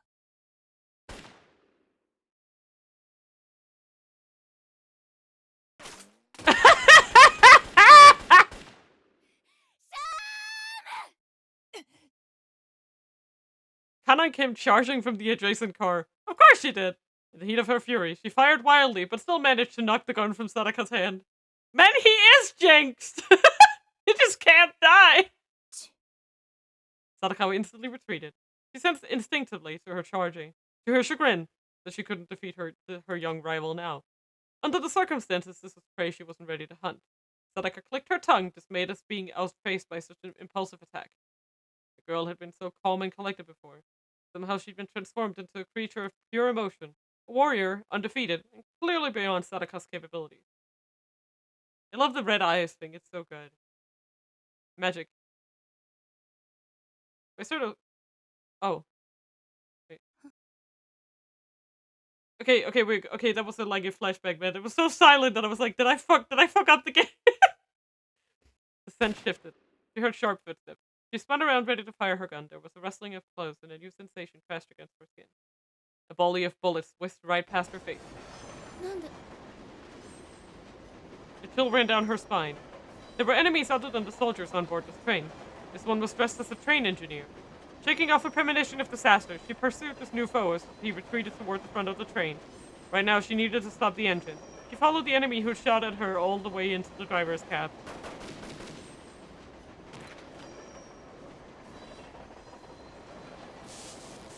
Whoever the fake engineer was, he was defiant to the last, finally collapsing without a word.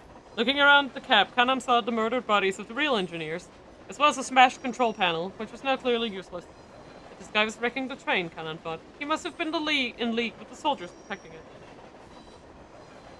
And if there was a third party that they hadn't been aware of, Kanan broke into a sprint. If she'd had a better understanding of how the train functioned, she might have found some way to stop it by force, by destroying something in the engine room. But she had no time to ponder such things now. Her instincts spurred her into motion. The priorities of the situation had changed. As she raced back towards where she'd left Sham and Sadaka, she reflected that she hadn't liked this job from the start.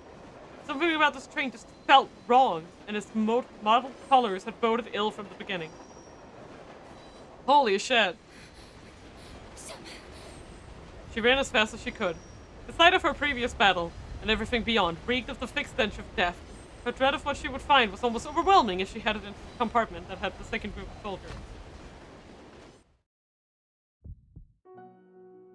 All at once she saw pure, excruciating red.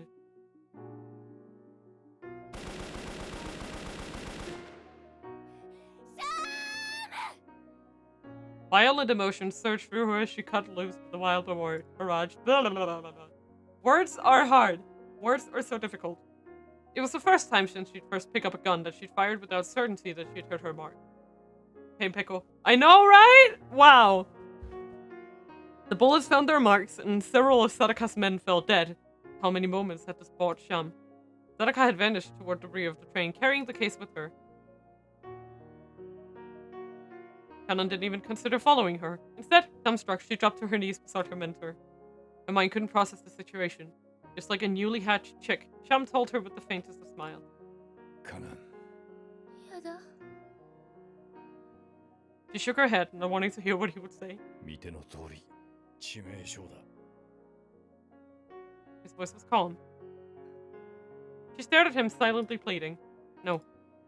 She kept shaking her head slowly, inwardly imploring him not to die, but unable to put her plea into words. Sham stirred. His consciousness was fading from blood loss, but the face before him was one he recognized.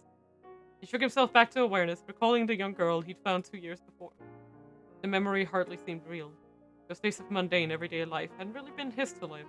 Kanan. 現状を確認する。やだ。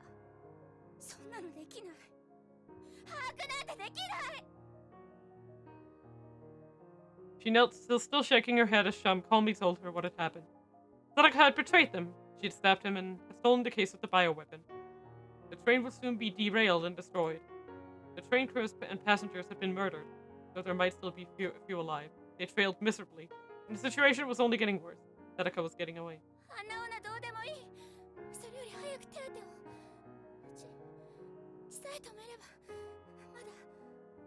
間の無駄だ。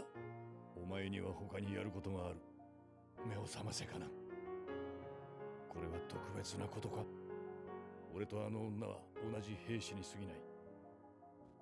人間性を捨て去った兵士が同じ兵士に撃たれただけだ。そこに特別な意味を見出せと教えた。違う。シャムとあいつは違う。あの女のことは知らない。知りたくもない。けどシャムは違う。シャムは優しい。冷たいけどあんな人でなしじゃない。He had no response to that. Wasn't he a monster? Well, perhaps not. He'd recovered enough emotion to feel guilt at what she said, at least. Though that hardly made him human. 何をするべきかを測り、何ができるかを考えろと言っただろう。 Yeah, like this is just the life of people like 分かっ this. ているはずだ。俺たちの仕事はケースを取り返し、列車を止め、ウーアを根絶する。It wasn't fair. He knew how to press her buttons. Eradicate the Uva virus. The very words that would transform Kanan from girl to soldier. そちらの状況を、戦闘車両で何があった？護衛はみんな倒した。機関士はあの女の仲間で、操作盤じゃ列車は止められない。機関室を壊すか、車両ごとにあるブレーキを使わないと。他に生存者は？貨物列車から先には誰もいない。生きてるのは私たちだけ。了解した。俺は列車を止める。お前は奴を追え。俺からの言葉はこれが最後だ。God damn it. I'm doing it again! Fucking Christ. I was like, now we're getting to fun spy shit and we're done with the fucking white bookmark and all of that pain. But no! They just can't stop! They can't stop committing murder on me! God damn it. Fucking Christ. I feel like I've died 5 times playing this game. You thought tears were done with Susanne, but no! Exactly. Like, this game insists on killing me 5 times. Like, I swear to God. Like, I'm gonna be reborn again. New Mina.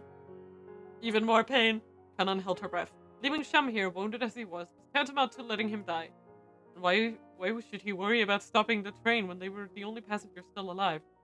Kanan couldn't imagine leaving him to spending his final moments alone. カナン、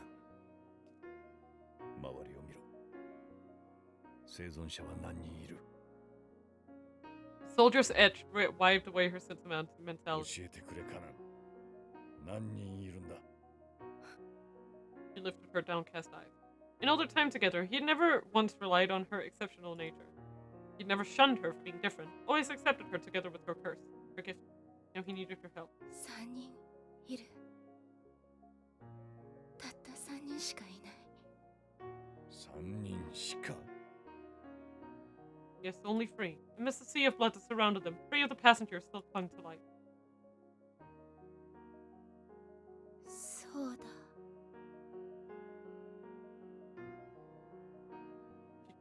She doubted they had any chance of survival. Even with medical care, probably none of them would make it. But that wasn't how Sham saw things, or how he wanted her to see it. 違う。3人も助けられる。At that, he nodded. And maybe just a little, he smiled. 列車は俺が受け持つ。連結を外しブレーキをかける程度だ。この体でも十分に現実的な役割だろう。だがお前の方は少し骨だぞ。うん。でも、すぐに戻る。Her voice, her emotions under control at last. She was the consummate warrior now, just like he trained her to be. カナン、お前は戦争によって過去を奪われた犠牲者であり、奴は権力闘争によって過去を失った敗北者だ。兵士としての起点は同じだが、あり方は異なっている。Sham's gun slid from his hand. It seemed that, in that moment, like a symbol of his life. A hard and deadly weapon, a killer of many, now abandoned. 破壊によって生まれた兵士は憎しみを武器とする。俺と奴のうつろさは単にそれに焼き尽くされただけの話だ。その話を覚えているか？覚えてる。憎しみには。Hatred must never be used as a means of fighting back. Even if the power it gave you let you destroy your opponent. If you cultivated such power, it would destroy you too in the end. Well done, he thought. Perhaps he really had managed to pass on all that he could. His lips curled into the ghost of a smile. He once said that death was the great equalizer.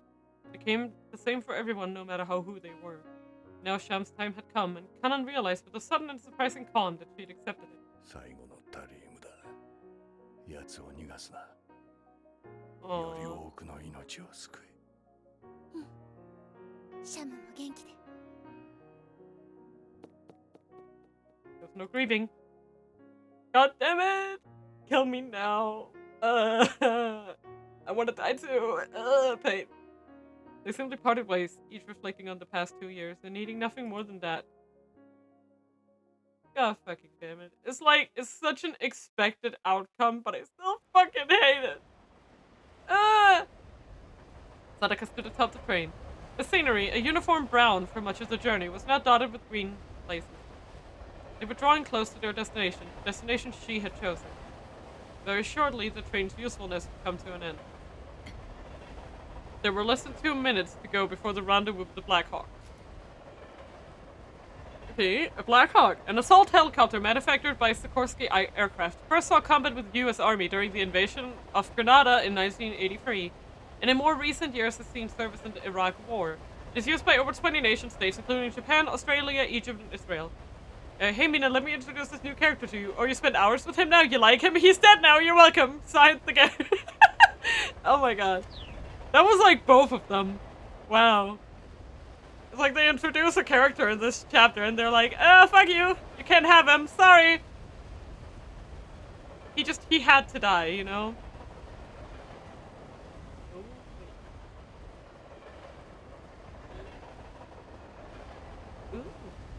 Sorry, I just noticed a notification on Twitch and it's because I got a gift sub to another channel. Woo! Sadaka carried the case in her left hand and gripped the gun in handcuffs to her wrist, and gripped the gun in her right. The FN-57, a semi-automatic pistol produced by Belgian manufacturer FN Herstal, uses a 5.7 x 28mm cartridge with high penetration power, typically sold only to law enforcement and military agencies. However, there are less powerful versions that have been made available to the civilian market. Huh. The preparations had been flawless. The helicopter pilot was highly skilled. He would lower a ladder to her at her position, and she would simply ride it right on up. She'd accomplished most of what she wanted, and now her retreat would be swift. She should have been wholly pleased with the situation, and yet she was wholly satisfied. Of course, that would have been the case regardless of the results she'd obtained. It was not in her nature to ever be content. Only by striking out at the world around her could she even keep herself sane. And now her first vengeance was worse than ever. A girlish silhouette appeared on the roof of the train not far away, and Sadaka felt her first faint to a hunger.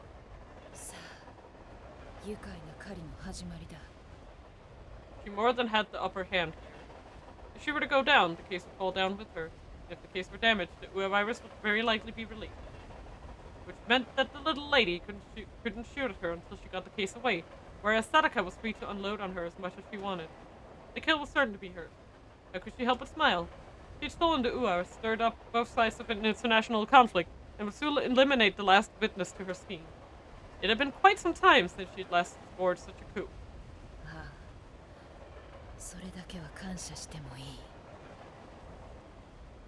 Her target was 3 cars away. Knowing her pistol's effective range, Sadaka gave herself an 80% chance of hitting. If Kanan had been 1 car closer, it would have been 100%. And since it wasn't like the girl could fly, she'd no hope of escaping certain death. Sadaka aimed at the train car's roof just in front of Kanan's feet. Time for a little intimidation. Let's show this upstart what real skill looks like. She needs to understand that a step closer to me is a step close into certain death.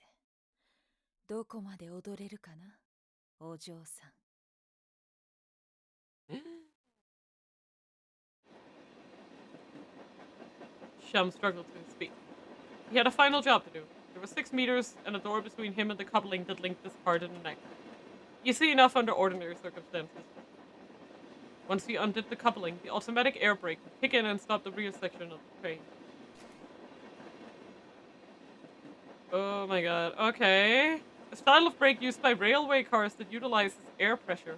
All of the train cars include sections of a brake pipe linked to each other down the center of the train's undercarriage. The brakes on the cars are structured so that they activate when air is removed from the pipe. If two cars become separated, this releases the air, causing the brakes to kick in automatically. Cool. The distance seemed vast. How much time was it going to take him to do something as simple as waking up in the morning and washing his face? It was altogether too long and treacherous a journey. A journey that would use up all that remained of his life. まだ消えてはいなかったのか。 Muddied memories played in his mind like scenes from an old movie. There was a time when I saw hope in a girl who made nihilism her reason to live. After that, I found hope in another girl's weakness as she clung to her desire to live. The hope Sadaka brought had been like opium, a drug he took to coax himself into thinking his actions were for the best. Somehow at the time he'd never realized his mistake. Then there was Kanan, the victim of war. She'd given him a kind of hope that brought all his own pain sharply into focus. Even at death's door, she thought of nothing of dying, only wanting to live a life of meaning. He had no doubt now which kind of hope was the better one, but he still remembered both, just as he remembered the faith that had driven him long before he met either girl. It was decades ago now. How naive he had been. An unsophisticated firebrand clinging to blind belief. 3 wounded passengers, 3 people to save. The thought drove him on. 2 years earlier, he'd been unable to save anyone. He'd been nothing but a killer. Did it make him a hypocrite now? Perhaps, but if so, for once he could accept his own hypocrisy. Sham blinked. His eyesight was failing. Maybe it was the light of truth that had blinded him. He was paying, at last, for the sin of casting aside his beliefs for so long ago. Did he have the stamina to keep going? Of course he did. He trained himself to find new reserves of strength when it mattered most. War was always like this. After the mind and body had given out, a true soldier could forge onward on spirit alone, like a servant of the dead. It had been a long time since he'd taken a job that tipped the scales back toward the living. Of course, he'd always told himself that he killed so that he and others might live. Mercy and slaughter stemmed from the same behavioral principle, the struggle for self-preservation. Still, a soldier's deeds seemed to slip inevitably toward the negative end of the spectrum. He remembered how the long slide had started, the motives that had driven him to take up arms and pushed him further and further into the void. I will lose my life now. I will lose this emptiness. At long last, my balance will return to 0. Another memory. Before they boarded the train, the girl had begged him for a special boon. Just when had that happened exactly? シャムの嘘つき全然痛くないって言ったのにこんなに痛むなんて聞いてなかった Oh. Perhaps at the time, Sham had simply forgotten how painful it was. He'd been good at that after all. He asked her if the pain from her new tattoo would impair her for the upcoming job, and she shook her head. 痛いのは本当だけど Oh. 嬉しいから性能は上がってるよ Girl's skills really did change based on her emotions. Her good moods were rare, but when she was happy, her abilities were remarkable indeed. The tattoo was a small price to pay for that. This girl was quite probably the strangest person he'd ever known. Meeting her was an honor for him in a way. Even while her training made her into a soldier, she never truly let go of her feelings. Maybe she'd been a free spirit the whole time, or maybe her feelings were what helped her through in part. It didn't matter which. 家族の証だこれがある限り私はシャムの教えを忘れない Aww. Remembering it now, he felt a vague sense of fulfillment. For a monster, he'd done a pretty good job. Aww, family. Family is what you make it. He did it! He did it. You're so quiet. Good job, Sham. I love you. And I'll miss you. He's the best. And I'm sorry you died. I miss you so much already.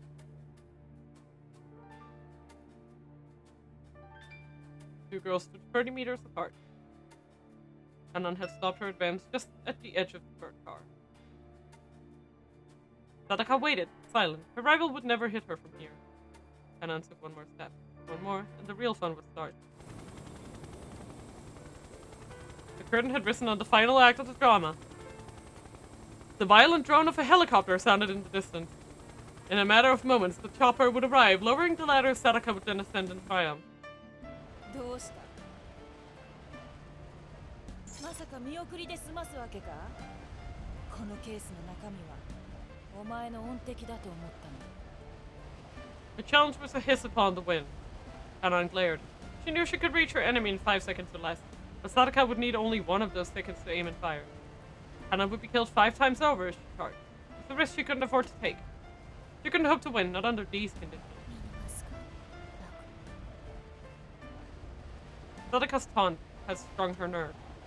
Her rival's voice was like a jagged claw, a filthy talon scratching at her temple. Kanan ground her teeth in frustration. She had no fear of charging in without a plan, but that wasn't gonna work this time. That would give too much of an edge to her opponent. 拍子抜けだな。まあいい。それならそれで有効に使わせてもらうぜ。なあお嬢さん、このウーアは欠陥品だ。交渉にしか使わない。なぜ？簡単だ。兵器としては強すぎるからさ。The ladder swayed down from the helicopter above. Sadaka could make her escape in a moment if she chose, and if she hesitated, savoring Kanan's defeat. 残念ながら兵器として使うにはまだ早い。優れた研究者に当てがわせて最短で2年というところ。それだけやってようやく価値が生まれる。ようやくカタログに載せられる。わかるか？こいつが今まで殺してきた人数なんてものは成果にも入らない。だが安心しろ。私がこいつを一人前に育ててやる。I see. お前の両親を奪った兵器に立派な名前をつけてやる。そうだ。奴らが望む通り、せいぜい高値をつけて。 Great. Word identity is now ruined for me. God. I just heard some identity. Identity, that's great. I love it. Amazing. Kanan fought back a wave of nausea. Ferocious color stands before her eyes. 覚えてろ。そんなの私の知ったことじゃない。 She heard a dull clang from somewhere ahead and felt a faint shudder through her feet. The train began to slow. Strength filled her limbs. She shifted her posture, ready to spring into action. いいぞ。挑発の必要はなかったか。 You could see it in Kanan's eyes. The girl was ready to run right to her death. Everything was falling into place. The bleak scenery was opening out into a fertile landscape. Kanan was about to die. One step forward and there would be a resounding gunshot. But instead of moving, Kanan spoke. お前本当はなんて言うんだ？ Sadaka smiled inwardly. So that's what's been gnawing at her. アルファルド。 Yeah, I knew she'd be Alfred. Okay, I got it. Yes. お前にならなかった。どこにでもいるテロリストだよ。 And at her words, the race began. Sadaka, Alfred, stared in surprise. The instant that she realized that her first shot had missed, she pulled the trigger again. This time her eyes went wide with shock. The red-clad figure sped along the train car route, zigzagging as she moved like a bolt of lightning. When on she came, heedless of the death in the air around her. There was no doubt about it. The girl was dodging bullets. For a master markswoman like Alfred, it was a nightmare to come to life. What Kanan was doing simply shouldn't be possible.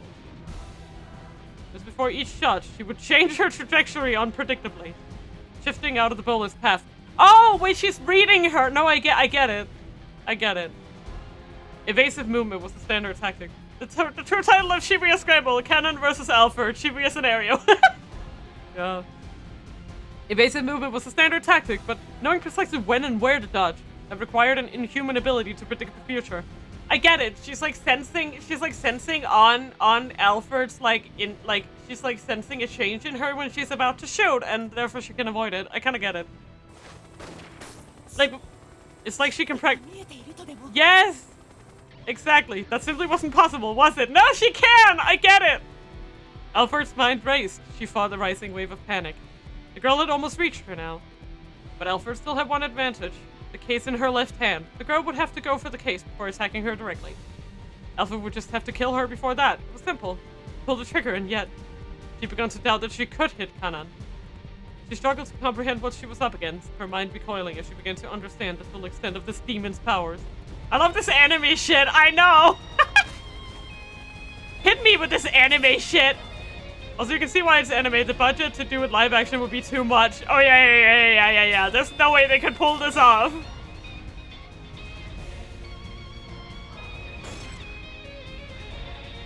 And I don't think it suffers for it, personally.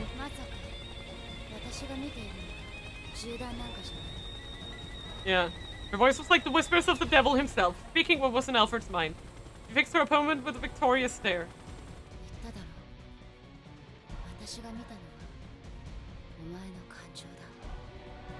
She can see my emotions?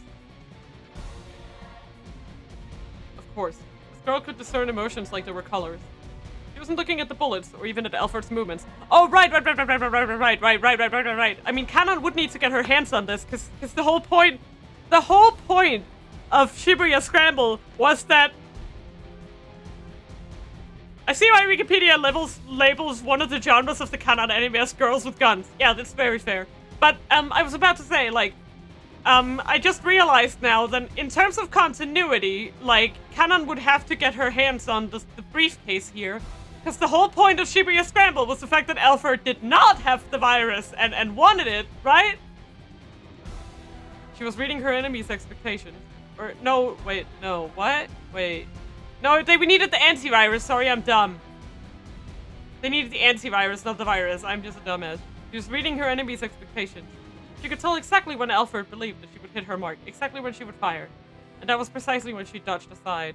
So long as a foe had human emotions, this girl could predict what foe would do in an instant before it happened. But Kanon was all confident. She was closing in for the kill.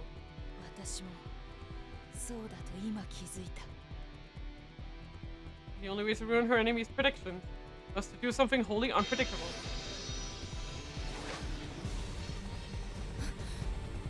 As Alfred hurled the case from the train, Kanon instinctively lunged after it.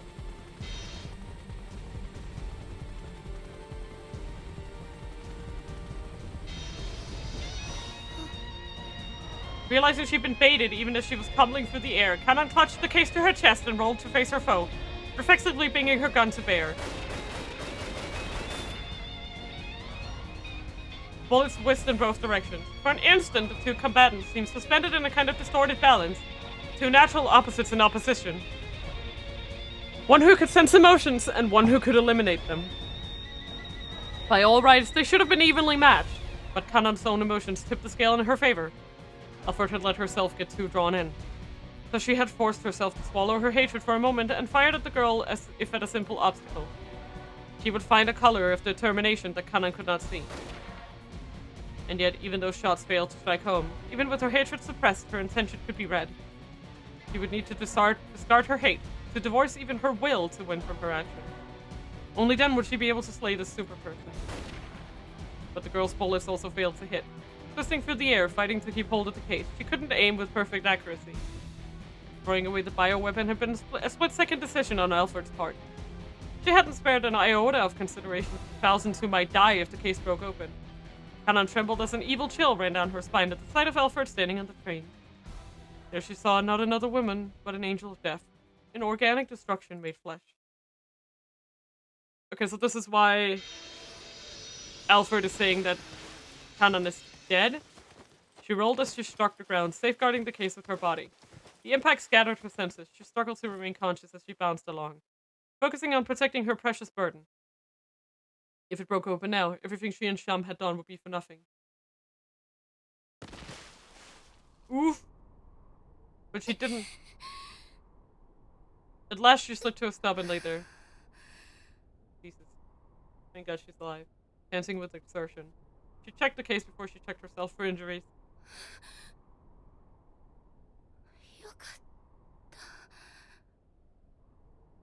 The case was intact. Next, following standard protocol, she began assessing her own scrapes and bruises.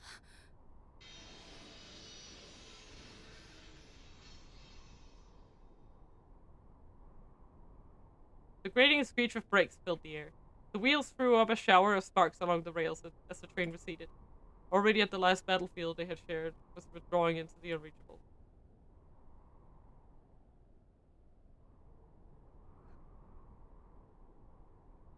Chum, there was no sadness. They had already made their farewells. Instead, she felt a grim contentment and a steely pride. Anyone with her abilities could have handled the challenges she had faced. But Chum had been on the brink of death, and yet he'd succeeded at a task that would have been difficult for anyone. He had finished things as he had lived, a trustworthy soldier to the very end.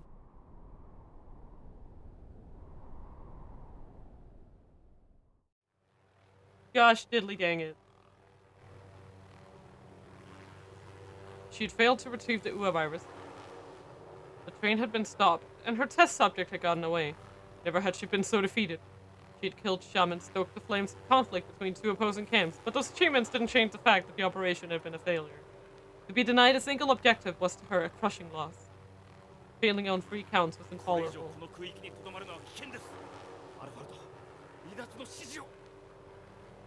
One of her subordinates was calling out from behind her, but her attention remained focused on a point on the ground far behind and below. It was over.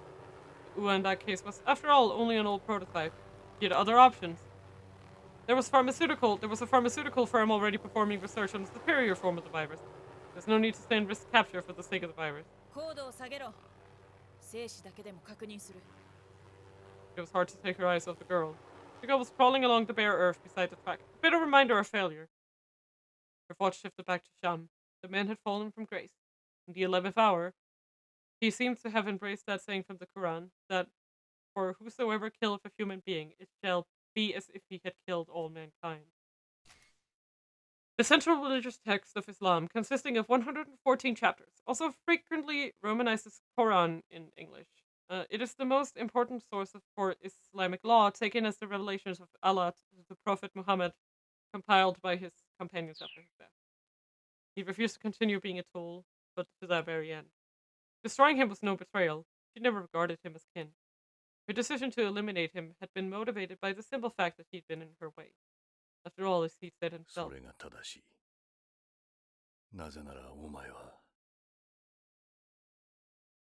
She smiled darkly as she recalled his words. お前は強く完成している。敗北を知らず、一人のまま美しい完結を迎えるだろう。その美しさは無菌室のそれだ。何? Oh shit. He was right. Yet he failed to understand that there'd never been anything there to begin with. He was an empty shell with no false dignity to protect.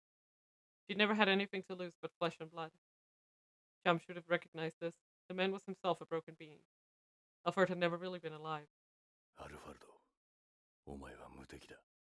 Oh shit, he does know her real name. だがもし目的ではなく個人としての欲望を持ったのなら、それがお前に命が生まれる時だ。He's basically telling her that she's dead, which is very interesting. It was laughable, really. Conflict was what mattered to her. It was her driving force. She'd lost her family and discarded her past, retaining only what enabled her to survive. The ashes of her former self were scattered across the world, every weakness burned away in the crucible of conflict. She couldn't imagine anything but hatred for the rest of humankind. Now her eyes were like fire as she stared down at the girl below. Kanan might still be in range of the right kind of weapon. おい、自動小銃は積んでいるか。いえ、そのような指示はなかったので。そうか。ならいい。運がいいと言うべきだな、お嬢さん。Okay, I see. So Alfred knew that Kanan was alive and just lied about it. アルファルド、地上支援班がアンマン航空管制無線を傍受。アルバディアの偵察ヘリ出動を確認しました。限界です。作戦空域からの離脱の指示を。いい、離脱しろ。このまま西だ。The helicopter circled around and headed westward, passing directly over the girl beside the track. As it did, Alfred and Kanan exchanged a silent stare. 傷の手当てを。ああ、そうだな。Oh, she did hit! And she also has the tattoo. Down below, Kanan continued to stare, seeing in her foe a dark reflection of herself. Yeah, they are almost like two sides of the same coin. Yeah, that's kind of interesting. I really like that, like as an establishment. like, that also kind of explains why Alfred decided to take Kanan's identity in the actual story. It explains so much. Oh my god. Their origins are so similar. Two serpents born from the same twisted nest, guarded by the same mentor, and yet they had followed very different paths. They had no familiar ties, yet they were sisters all the same, bound by a fate thicker than any blood.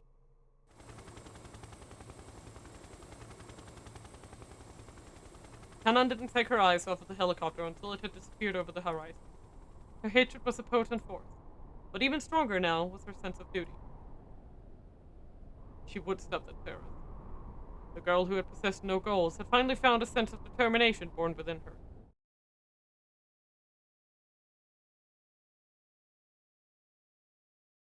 Oh my god, I love this. This is so good. I'm sorry. I'm just so excited. 本機はただいまより着陸態勢に入ります。ベルトを締め、電子機器の電源はお切りください。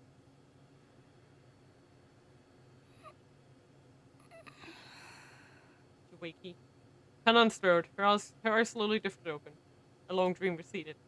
She'd be on the ground within the hour. Oh right, this was all a flashback! Wait, I forgot! I forgot that this was a flashback. Holy crap. Wow. Wow. 5 hours, guys. 5 hours and the flashback is finally over. Once the plane had landed, she would disembark by a different route than the other passengers, then board a helicopter that would be waiting for her on the runway. She stretched and resettled, feeling her resolve. After the mission in Jordan, she had gone on to learn of a certain distinguished family, wiped out in a political conflict, and how its sole surviving daughter had been trained as a mercenary. But that was a story from the past. It wasn't her story anymore.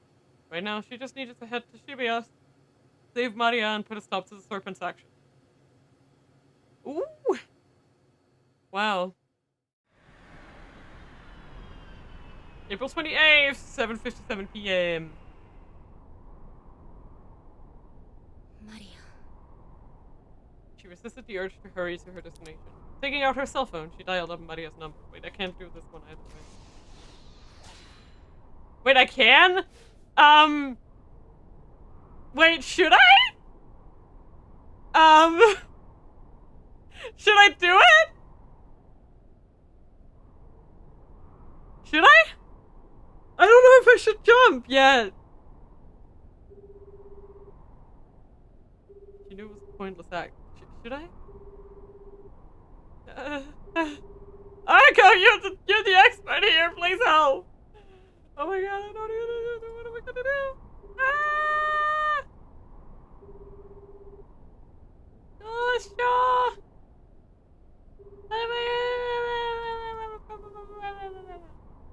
I mean, I want to see what's going on with Maria. Seems interesting. And you know, it's hard when you're like being tempted, like yoink, you know. It's really being here, like, oh, Mina, don't you want to go, Mina? Oh, come on, don't you want to go, Mina? Hey, Mina, do you want to go? Hey, Mina, you know, do you want to do it? Hey, Mina, do it. Come on, Mina. You totally want to do it, right, Mina? I mean, right, Mina? Isn't that just the kind of thing you'd want to do? That's how I feel. Wait. Come on.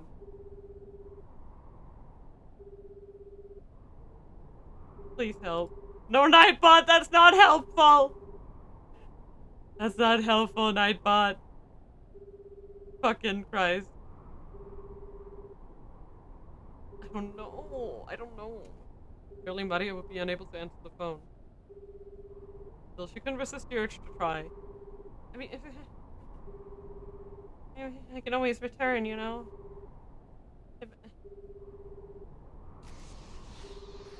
It's the last time I couldn't jump. I want to know what the fuck is happening. Like, you know? I'm gonna do it. I'm gonna do it. I can always return. I'm gonna do it. I'm doing it. I'm doing it! I did it! It's happening!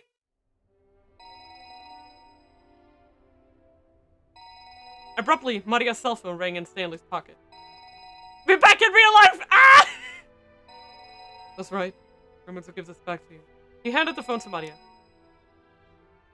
I wonder who's calling. Maria picked up. Kana! I remember this scene! She could hardly believe it when she heard the voice on the line. Brusque yet girlish, with the daredevil ring. A voice that had been burned into her mind since the day she met its owner. No, it can't be. It's the scene! She'd been sure she'd never hear that voice again. It's Kana! Oh my god! He lives! Oh my god! I'm so happy. And now I know how she got there, too. In an instant, Maria's face was stained with tears of joy. Thank goodness! Oh, thank goodness. Hold on. Wait, I can jump back? I'm supposed to jump back! Okay, I'll jump back now! I'm still wiping my tears, so just jump back. It's fine. Fine, I'll just jump back while crying. It's okay.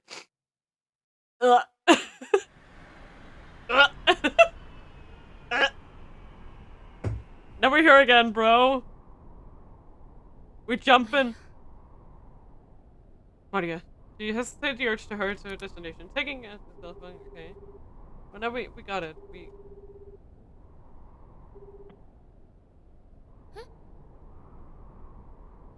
Incredibly, the call connected.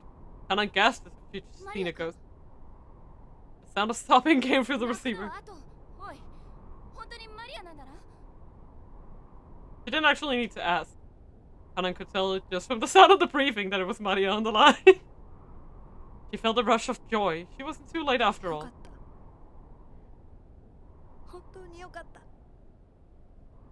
Maria's voice was happy. Tears of joy. Oh, was that Maria's voice? And let out a faint laugh, feeling their positions had been strangely reversed. Maria had been concerned for her well-being. She heard in her happy sobs the sound of a dear friend who had somehow survived a very long and harrowing day. Oh, you don't know the half of it, Kanan! You do not know the half of it. Maria proceeded to put Kanan on the phone with a man named Jack Stanley, a US operative who had helped keep Maria safe. In 10 minutes of a hurried conversation, he brought her up to speed on the situation. The people of Shibuya had managed to stop the U arrivals from running rampant through their city. There was one worrisome detail.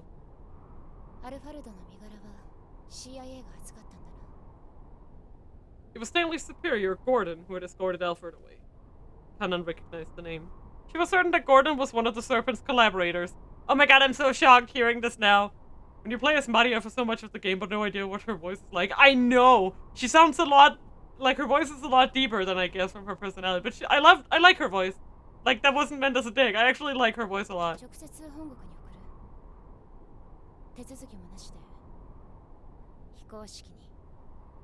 She was appalled at the naivete of the Japanese police. They hadn't arrested the terrorist. They'd merely taken her into custody. Thanks to Gordon's intervention, Alfred's whereabouts were now unknown. It would be extremely difficult to track her down.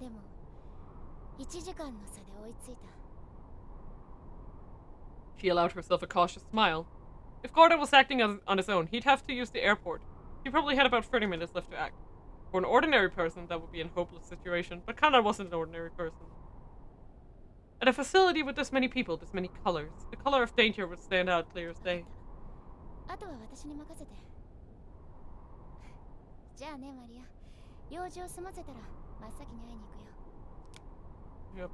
Her anxious pacing had ceased, stilled by her steely determination to confront her enemy at last.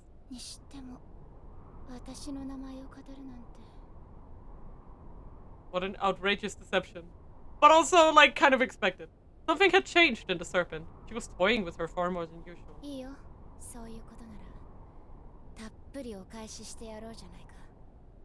It went again. Oh my fucking god!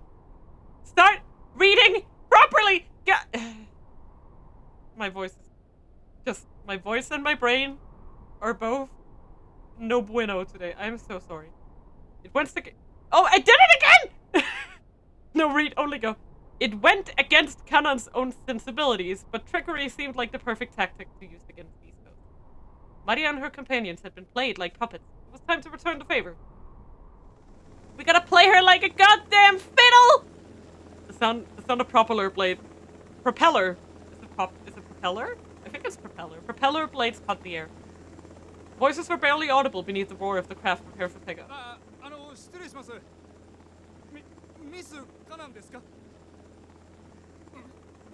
The agent, obviously a last-minute deployment, looked like a nervous wreck.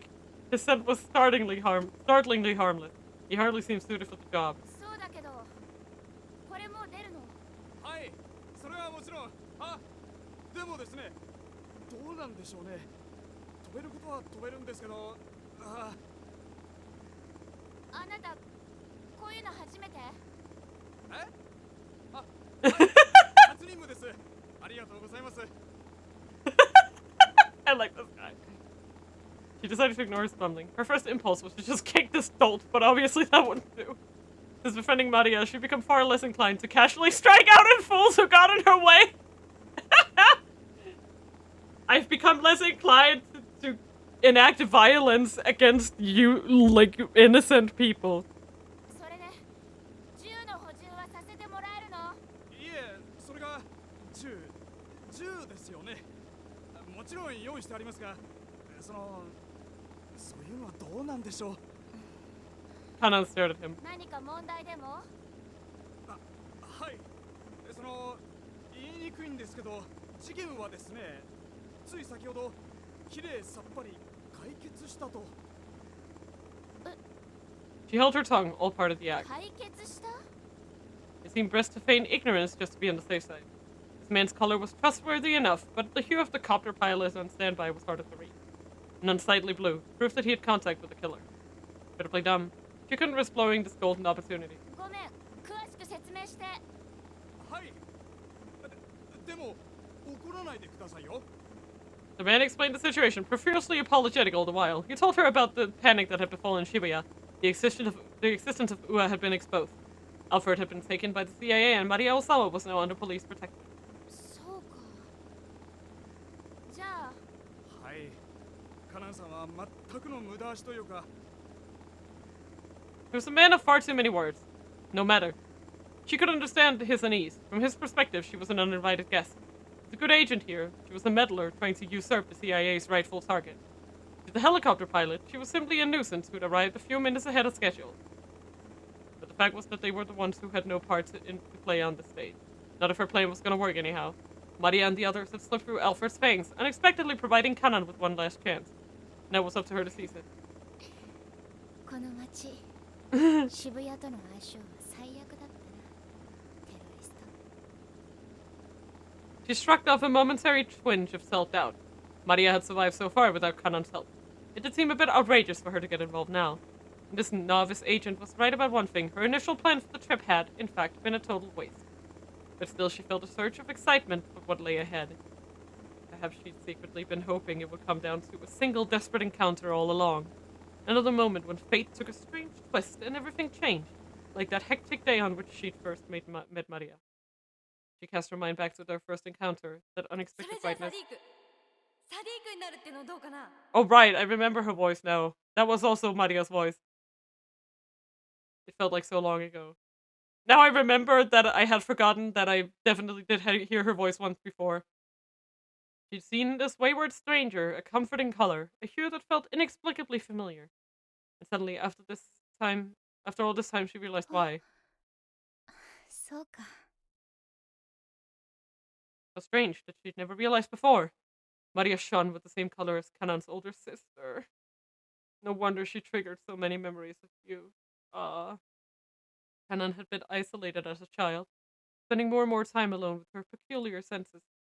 Yet she had remained close to her family. It was their warmth that had tied her strange self to the world around her. Maria didn't literally resemble her lost sister, but she had brought her warm color back into Kanan's life.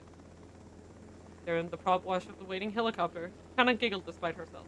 She felt ridiculous for only realizing something like this now, but she was glad that it had happened nonetheless. 承知してないんですか? The novice agent stared at her in confusion. Kanan nodded reassuringly. Maria was safe for now, but she still had one last job to do. 友人を助けに来たのが普通に会うことになっただけだし。 Kanan took the gun she'd been provided, then flashed the agent a girlish smile. それに、そっちの方がずっといい。 Cute. Turning away from the hired chopper, she headed for the main concourse like an ordinary tourist. What? Her long journey was over now. She'd finally found something stronger than hatred. そうでしょ、シャム。 Their parting seemed ages ago now, but she had lived up to the training he'd given her, to be a warrior, to live for something greater than revenge. That training had gotten her to where she was now. She would not be something hollow like the serpent. She would hold her head high, strive to meet Sham's ideal, and fight for her future. ラストゲームだ。アルファルド、姉と妹。どっちの蛇が生き残るか。決着をつけに行こう。 Also, I just want to say that it's interesting here how they choose to translate it, because in the Japanese version, she's specifically referring to them as sisters, like the older or the younger sister. Which of the snakes will survive, basically? She'd come to protect Maria, the friend who'd showed her how to hope again. Now it was time for a final showdown. It was time to make that hope a reality. Dun, dun, dun!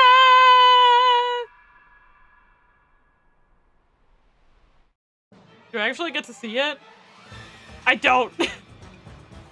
Miyaki-sawa Sakamoto Maya. I recognized them. That's why I... Kono Narumi. She also seems familiar. Oh, look at that! That's the Daisuke Endo guy again. No, I recognized them. They're very popular VAs. It makes sense though, since it was made into an anime. It kind of like it makes sense that anime VAs would be voicing the characters here since it was made into an anime. I'm assuming it's the same VAs.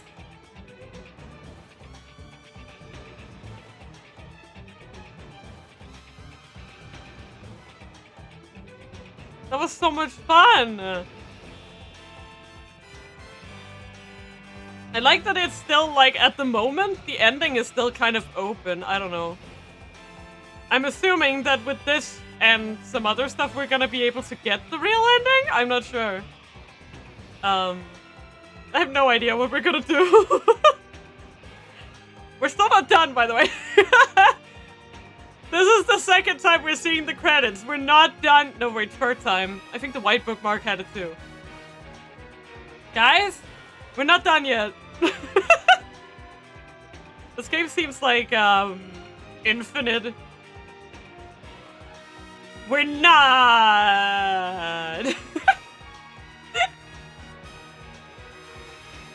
We're not done yet. This is but the beginning. Young lad.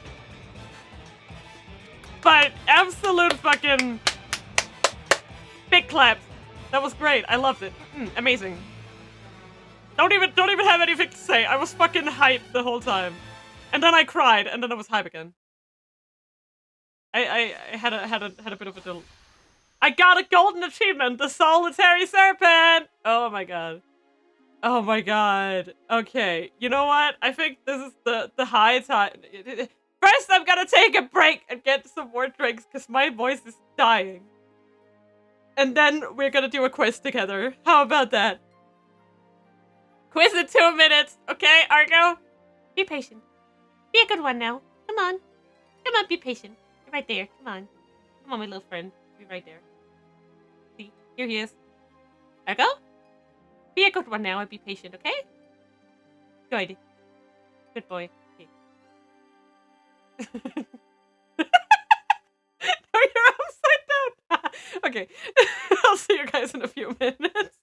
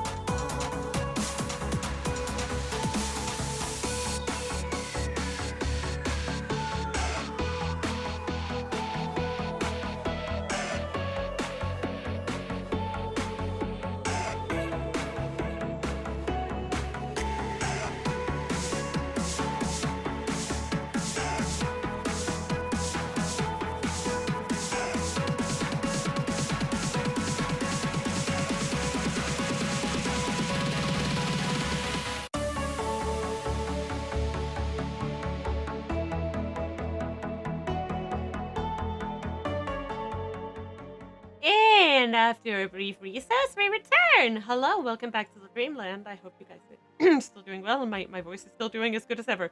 Quiz time! Okay. We'll do the quiz. I'm very dumb. I hope it's not timed. Because I'll probably forgotten 80%. Okay. The Ua virus. Oh god. I'm already stuck! No! Echo, please help me. 3 digits. Nanometers. It wasn't. I know it's very small, but. Fuck. Okay, I'm gonna. Okay, how about this? If anyone has the fucking cheat sheet, I'm gonna give my guess from what I. Yes, it's in the hundreds. Okay, so if somebody can find the answers, okay, my guess, just like from pure instinct, is I want to say 400, maybe 450. Okay, nice. Okay, well, my final guess is 450 nanometers. It's lower.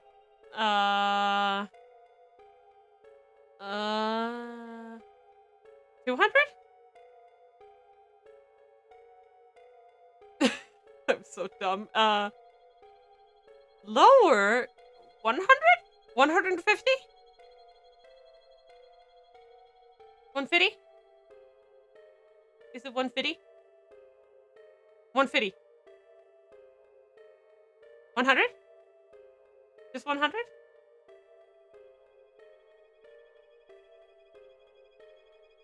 Okay, 100. Well, 100 nanometers.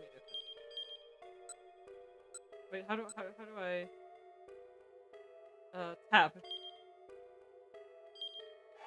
Yay! Woo! I'm so smart. Okay. Answering pop quiz questions correctly will let you read special episodes. Enjoy the tales of Asao Ozu and Yutaro Segawa. Wait. Oh, these are the Yakuza. Yeah! Okay. Let's see what they're up to. Ozu snarled at the young man who sat before him in the dingy little office belonging to Takarada Financing. You understand what it means to break a promise between men? The man glared back at him. What do you want me to say? He muttered. Ozu had seen that same look plenty of times before, and he despised it. It was the look of a man who hadn't realized he'd already lost. Ozu hated people like that more than anything. 5 million. And the interest on it hasn't been paid. What was the payment for that interest due again? Yesterday. If you knew that, then how come you haven't paid it? Osu's voice rose to a bellow that practically shook the windows. You couldn't tolerate anyone breaking promises. No exceptions. Understand? Despite Osu's fury, the man seemed unconcerned. I'll work it off. I'm in shape. His upper arms supported bulging biceps.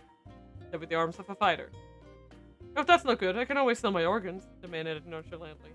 It struck Osu as a ridiculous offer, the suggestion of a clueless youth. Listen, pal, you can't just stop an offer to sell your organs. Your parents want you to take better care of yourself. I have taken care of myself, and so my organs. Stop jerking me around! Osu lurched to his feet and kicked the table hard. I'm not jerking anyone around, I'm being serious. The man looked squarely back at Osu. What did you just spend the 5 million on? The older man grumbled. If I tell you that, will you wipe the debt clean? Of course not! You can also kick the table. The young man shrugged. I needed some funds to set up a bank transfer scam. Oh.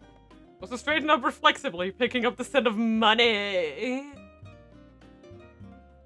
But a scam like that requires a fake account in someone else's name. Yes, it does. I tried to go through some black market channels to get one, but, well, I just wound up losing my money over and over.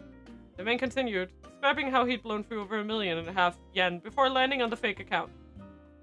I figured that once I had the account, though, I'd be able to make something work. Thinking that his fraud scheme needed a bigger team, the man tried to recruit some scam artists online. He'd ponied up 3 million to use for advance funds for the effort, but once he'd given it over for the team he'd assembled, they all skipped town the next day. Yeah. If you try to hire scam artists, that's what you get. Now desperate, he'd taken the remaining 500,000 to illegally purchase a list of easy marks. Said list contained the phone numbers of several dozen elderly people who'd fallen for such bank transfer scheme before. The man had tried making his way down the list, calling one number after the other. None of the numbers on the list, however, actually wound up connecting to anyone. Rather than craft his own fraud scheme, the man had fallen victim to one himself.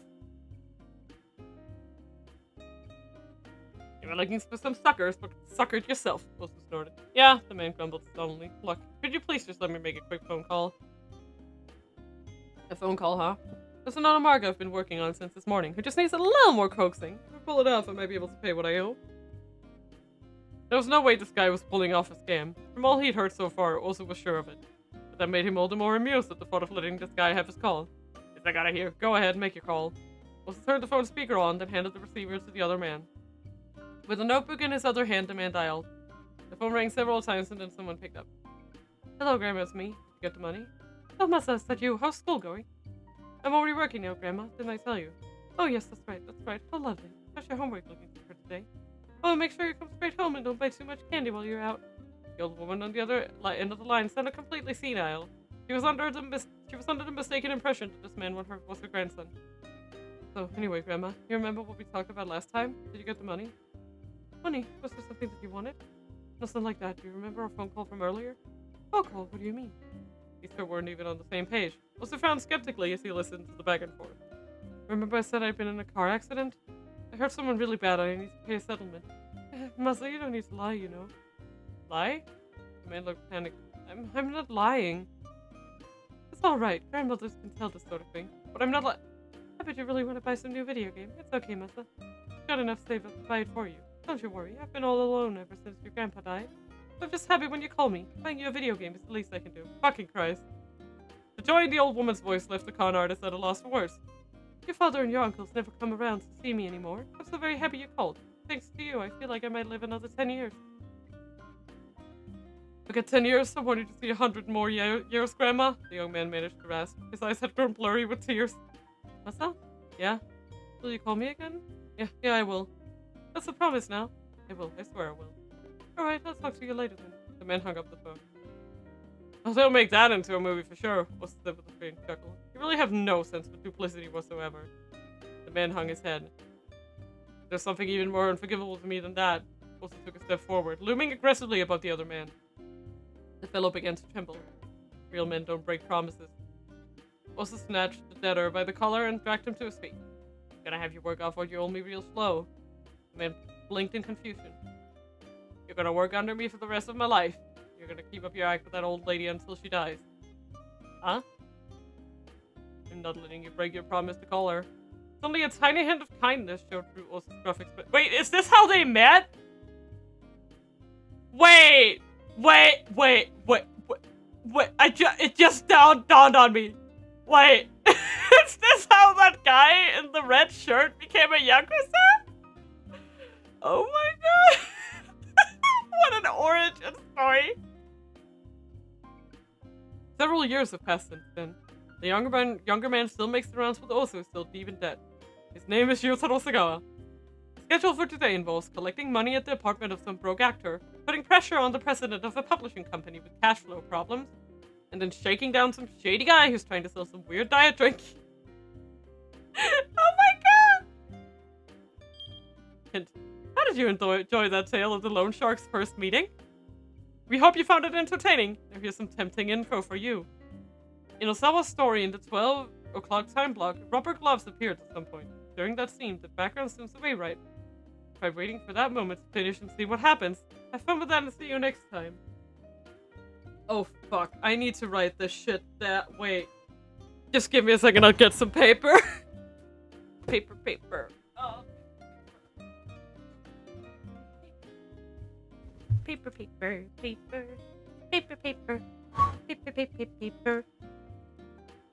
Okay, got some paper. I'm writing this shit down. Like, where the hell? Now my pen is gone. God. Put in here. Hello? Yeah, there you are. Found it. Okay. Okay, so 12. Osawa.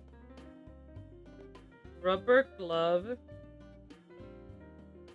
Oh my god. Okay, rubber glove. Wait. or BG to out. Wrote it down.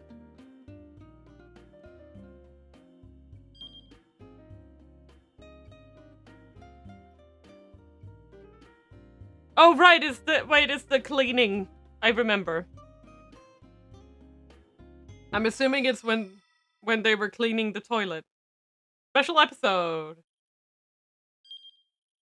Okay. 第2問です。どうぞ。 It's just Sasayama's cat name for it. Fuck. Okay. Oh my god.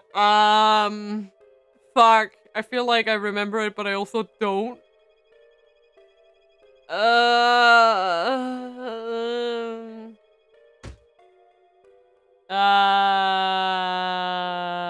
No. I'm blank. I don't know. No. I wish there was like a hint button. I have not a clue.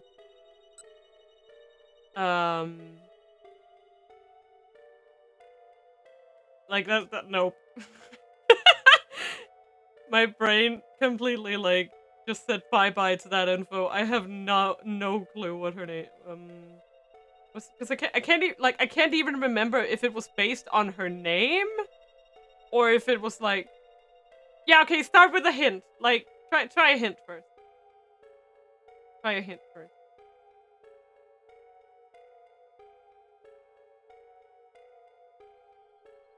Based on characters from Nintendo console custom. That is not a hint that works for me. I have owned one Nintendo console in my life. And it was a Wii. Well, except for the Switch.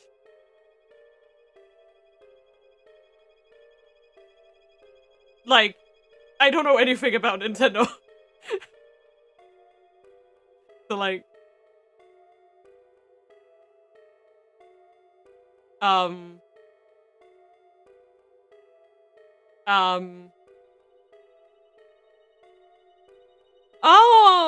wait, me-chan?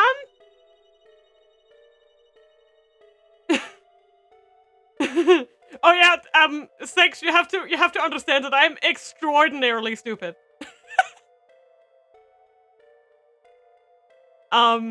Sex, you have to understand that I can't, like, if people,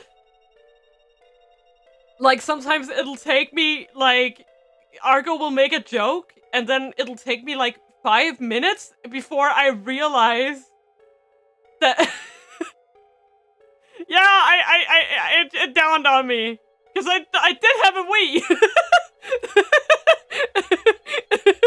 in which Mii's were a huge part of it. Do you think I have to do it with a dash? Like me dash can? I'm assuming that's it. Because there is a dash. It's listed with dash, okay.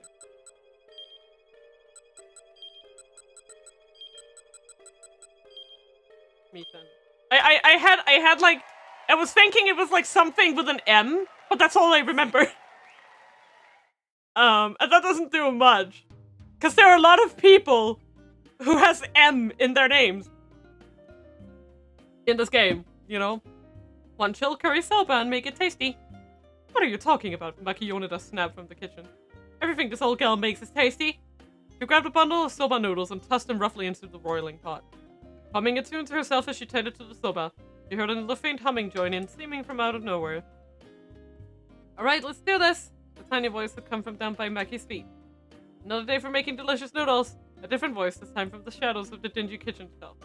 Yeah! A series of diminutive figures, each about the size of a pinky finger, left from amidst the haphazard assortment of spice jars. What the fuck is this?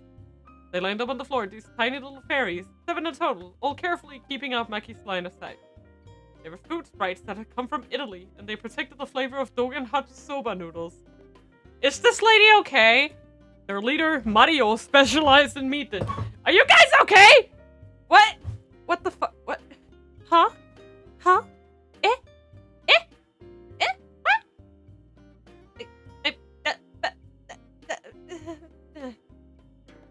I have no words. I have 0 words anymore. What a story, Mark. Salvatore could track down fresh ingredients in the blink of an eye. Cheerful Antonio was a wizard when it came to sauce. There was Marcello, a wine connoisseur, and the most sarcastic fellow in the world. Franco, the neat freak, loved a clean and tidy kitchen. None could outmatch the pasta-making skills of Fabrizio, who had a divine touch. Roberto, the quiet one, could tell you all about pizza dough. Mikey set the finished bowl of chilled curry soba on the kitchen table. Now, while the woman's back was turned, the spice added more salt and dashi stalks to the noodles. In the blink of an eye, the soba seasonings were refined to perfection. Magnifico! With their work complete, the fairies hit themselves once again. I am dying. Like this, you know what this reminds me of? I've been watching way too much fucking Precure. This reminds me of Sweet Precures. The fairy tones? That's what I'm thinking of right now. They're super cute. Oh my god. They're really cute. They're like these little fairies, and they're like after the scale, like the do, re, mi, fa, sol, la, ti, do. Like they're all named after that. They're like different colors. Oh my god. Sorry, I'll shut up. Anyway. With their work complete, the fairies hit themselves once again. Why had these 7 food sprites taken up residence at Dogen Hut? Residence. Fasola means beans in Polish. Why do you want... Leave me alone. The story begins 2 years prior. Mario and the others had been dwelling in a 3-star restaurant in Rome when they'd heard rumors that there were 5-star restaurants popping up all over Japan. Naturally, as food sprites, they couldn't just stand idly by. Hey everyone, let's go to Japan! And so, heeding Mario's rallying cry, the gang snuck aboard a plane bound for Tokyo. But after finally arriving at their destination, they were unable to find any 5-star restaurants anywhere. By the time they realized that the rumors they'd heard had in fact been mere rumors, they were starving, nearly on the verge of death. They wandered about aimlessly until they arrived in Shibuya, and as they tottered their way up Dogen Saka, the aroma of curry tickled their noses. The scent came from a soba restaurant called Dogen Hut, partway up the hill. The sprites peeked inside and saw Maki and her husband busily at work. Sneaking into the kitchen, they found that the scent of curry was wafting from a porcelain bowl on the counter. This was Dogen Hut's house specialty, chilled curry soba. Despite their misgivings, the sprites told themselves to taste. What is this? The food sprites looked at one another in surprise. The dashi soy sauce and curry all come together in perfect harmony. Smooth and chewy noodles offer a different appeal than pasta. The group shouted in excitement, caught up in the moment. So taken were they by the chilled curry soba that they decided to settle down in Dogen Hut's kitchen from that day onward. But then the owner of Dogen Hut fell ill and passed away. After Maki took over her late husband's restaurant, it quickly became apparent that she had no talent for cooking whatsoever. So they're like saving her stuff. Shockingly, she couldn't even tell the difference between salt and sugar, rice wine, and vinegar. Oh my god. And she had no idea how to make the soup for the chilled curry soba, sometimes tossing things like curry-flavored rice crackers and meat and potatoes into the pot. If Maki were left to her own devices, the restaurant was sure to go under. We're the only ones who can save this place, Mario declared. None of the others had any objections. The flavor of the chilled curry soba was worth any effort. And today, yet again, that specialty soba was delighting customers' palates thanks to the helping hands of the sprites. Okay, Maki called out. One chilled curry soba, sorry for the wait. As delicious as ever, ma'am. You really can't get this flavor anywhere else. Down by Maki's feet, the sprites frowned. We're the ones who made it, though. Oh my god, get down! Hello, welcome! Hello, thank you so much for the raid! Oh my god, look at all the Mina! Woo! Look at all the emotes! Ah! Hello! Oh my god, welcome raiders! Hello, Argo, can you give a shout out to Gadelli? What were you playing? How did your stream go? I hope you had a good time. Hello. Ooh, it's so nice to have you guys. Thank you so much. You were playing you're playing GTA again. Were you playing the Chaos mod? Chaos mod. Chat crashed my game right on time. Oh, I'm so happy to hear that. It's so much fun. I've been in your Chaos mod streams a few times before. They're a lot of fun. It was actually enough to make me kind of want to do that. I haven't even played GTA 5. I just want to play the Chaos mod and nothing else. You've been streaming for 2 hours. Time to close the game for you. Yeah, that's wild. I'm so happy that you had fun. Right now we're reading about a a soba shop that's possessed by fairies. Yeah, we can definitely do the Twitch control prompts and stuff. I think that would be really fun to do in a game at some point. But yeah, welcome Raiders. For anyone who's new here, hello, my name is Mina. I play a lot of different games. Usually Japanese games, but a lot of stuff. Right now we're playing Shibuya Scramble. Later this week we are playing Atelier Ryza, a JRPG. And this Friday I'm playing Phasmophobia. And hopefully on Saturday night we're playing Emoku's, if all goes as planned. Alright, let's keep going with this interesting story about fairies and shit. Maintaining the flavor of the restaurant's dishes was certainly worth doing. Recently, however, it had begun to feel a little empty. Nobody knew that it was the fruit sprites who made the soba special. Maki was the one who was always praised for how tasty it was. There was no finer joy in cooking than seeing the smiles on diners' faces. But despite all the sprites' hard work, no one ever had a smile for them. They needed to remain hidden, but the lack of recognition still left them feeling rather lonely. Oh, that's right, Maki announced brightly. There's been some talk about releasing a Dogen Hut recipe book. With a start, the sprites looked up at her as one. The old woman was clearly overjoyed. Uh-oh. What do we do? A cold sweat broke out across the sprite's forehead. This is Maki here. She'd probably write about how she made the stock using curry crackers and stuff. But as busy as you are running the restaurant, do you even have time to write a book? The customer asked between happy slurps of his soba. Oh, don't you worry about that, Maki declared with a broad grin. I'll get it written in my sleep. The customer blinked in disbelief. You can't write a book while you're sleeping, he said. Yes, I can. There are these little sprites who will write it for me while I'm in bed. Oh, come on now. Now you're just talking fairy tales. The customer chortled loudly. Shocked, the sprite stared up at Maki. Wait. Does she? Added another. Suddenly, Maki cast her gaze downward. You'll handle the book for me, won't you? She whispered. You've known all along? The sprite's jaws hung agape. Ah! Of course I have, Maki murmured with a grin and a chuckle. I don't know how to make chilled curry soba that tastes that good. No, thank you. Because of you, my husband's restaurant has been able to go on. And when they saw the big smile on Maki's face, the sprites knew that all of their effort had been worth it. Well, I guess we've got to help out then, Mario said. It'll take a bit of overtime, but we'll write your book for you, ma'am. Oh my god! They're a little family now. I'm not sure I like the idea of revealing our recipes to the public, though, Salvatore muttered. And we'll have to put our hearts into the rest of the menu items, too, not just the chilled curry soba, Fabricio added.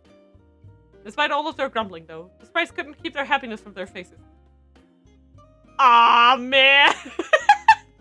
That's so sweet! How did you enjoy... Wait, what? Oh, this is still the same hint? Wait. Oh, there it is. Okay. I don't know why it selected the old hint for some reason, but it did.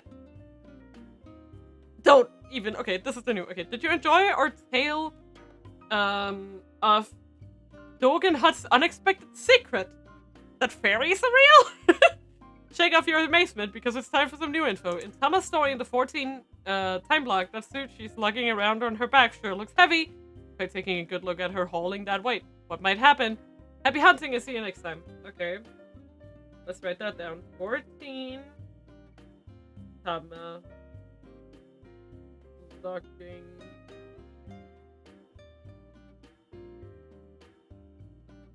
two heavy take a good look at her holding. Here we go. I could barely fit it. Nice! Okay, next one. Next story. Let's go. Next quiz. Woo! Okay. Next quiz. Let's go. God. This is riveting. では第3問 Okay. The discounted price for a miracle stone, including currency. 15,000 yen? That's my guess. Now, was it 10,000 yen? Fuck. I feel like it was 15,000 yen. Was that what they were trying to sell the burning hammer for? Oh god, now I'm going insane. I was so certain, and then it just didn't happen anymore. I'm gonna say 15,000 yen. Probably not it. 10,000 yen. 10,000 yen. I'm gonna say 10,000 yen. Final answer.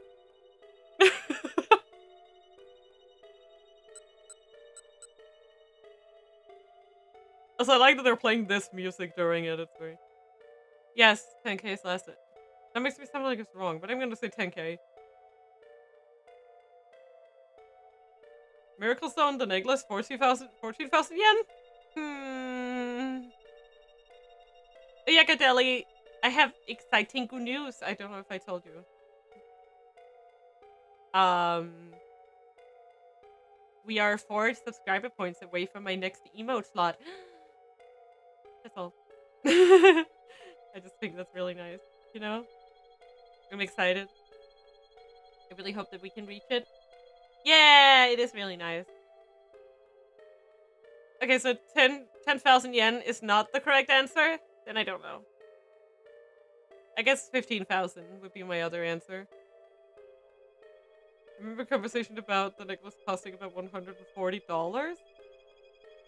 Oh yeah, then my guess is 15,000 yen. Then my guess is that it's 15,000 yen, because I don't remember 14,000. Cause like the thing is, the dollar is about like equivalent to the yen in that you cut off the last 2 zeros. So if it's 15,000, it would be 150. But I think the dollar has fallen in value a little bit, so now it's like that minus a little bit. So like, if something was like, I don't know, 20,000 yen, it would be around maybe $180. It's 14,000 yen. That wasn't 140,000 yen. That was not that much. Okay, my last guess is 15,000 yen. Mr. Cheat Sheet, what is it? Yeah. I guess we'll see. Nope. Is Gadelli right?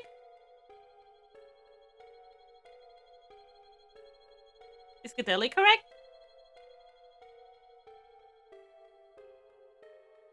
He's not. Okay, then I don't know. Give me the answer.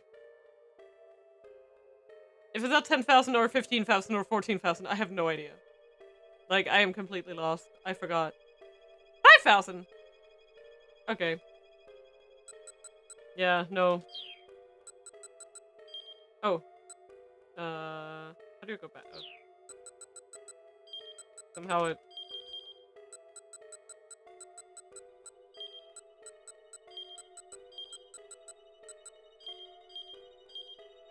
Yay! Woo!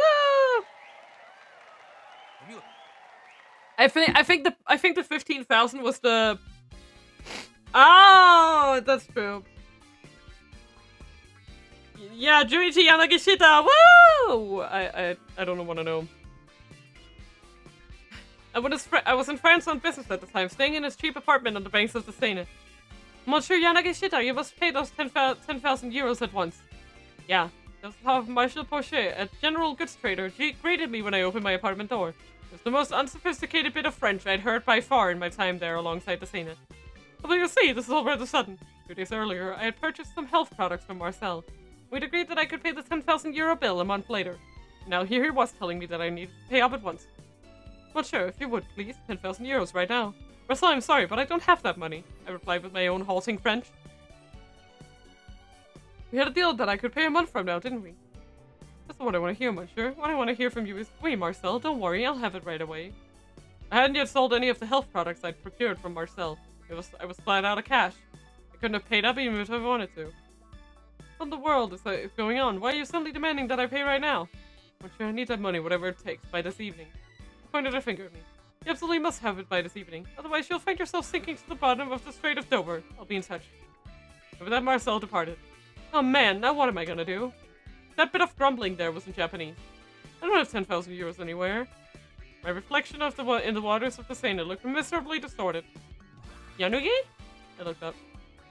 There's only one person who called me Yanugi, on account of not being able to pronounce my name. Isabel, the woman my heart had once burned for, stood in the doorway. Isabel, what are you doing here? Work. I'll be here in Paris for a while.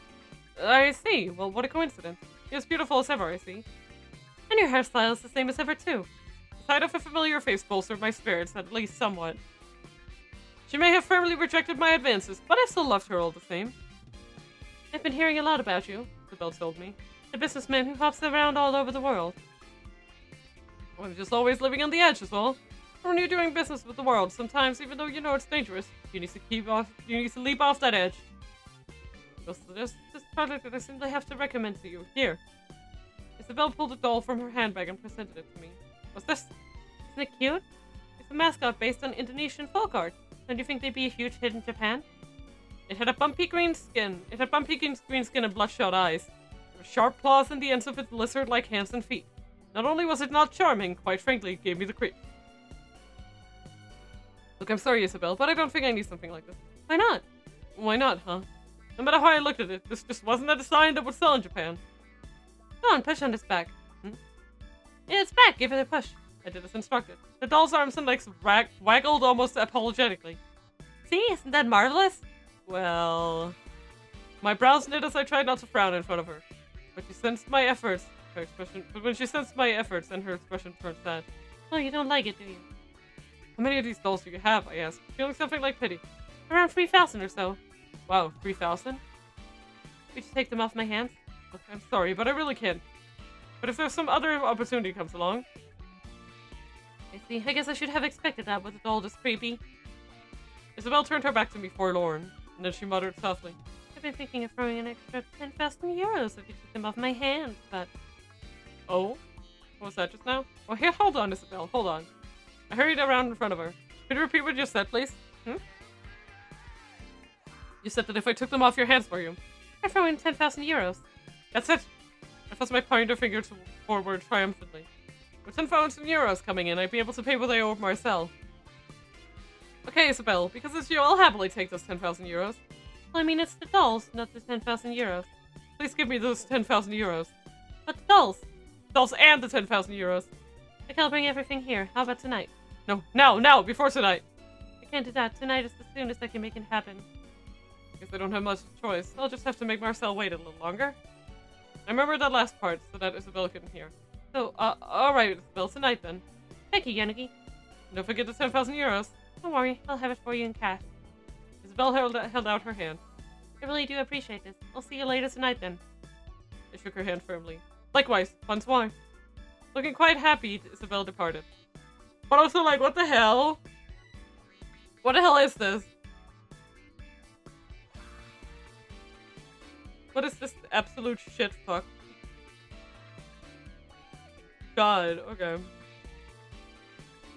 Looks like they've got the 10,000 euro thing settled.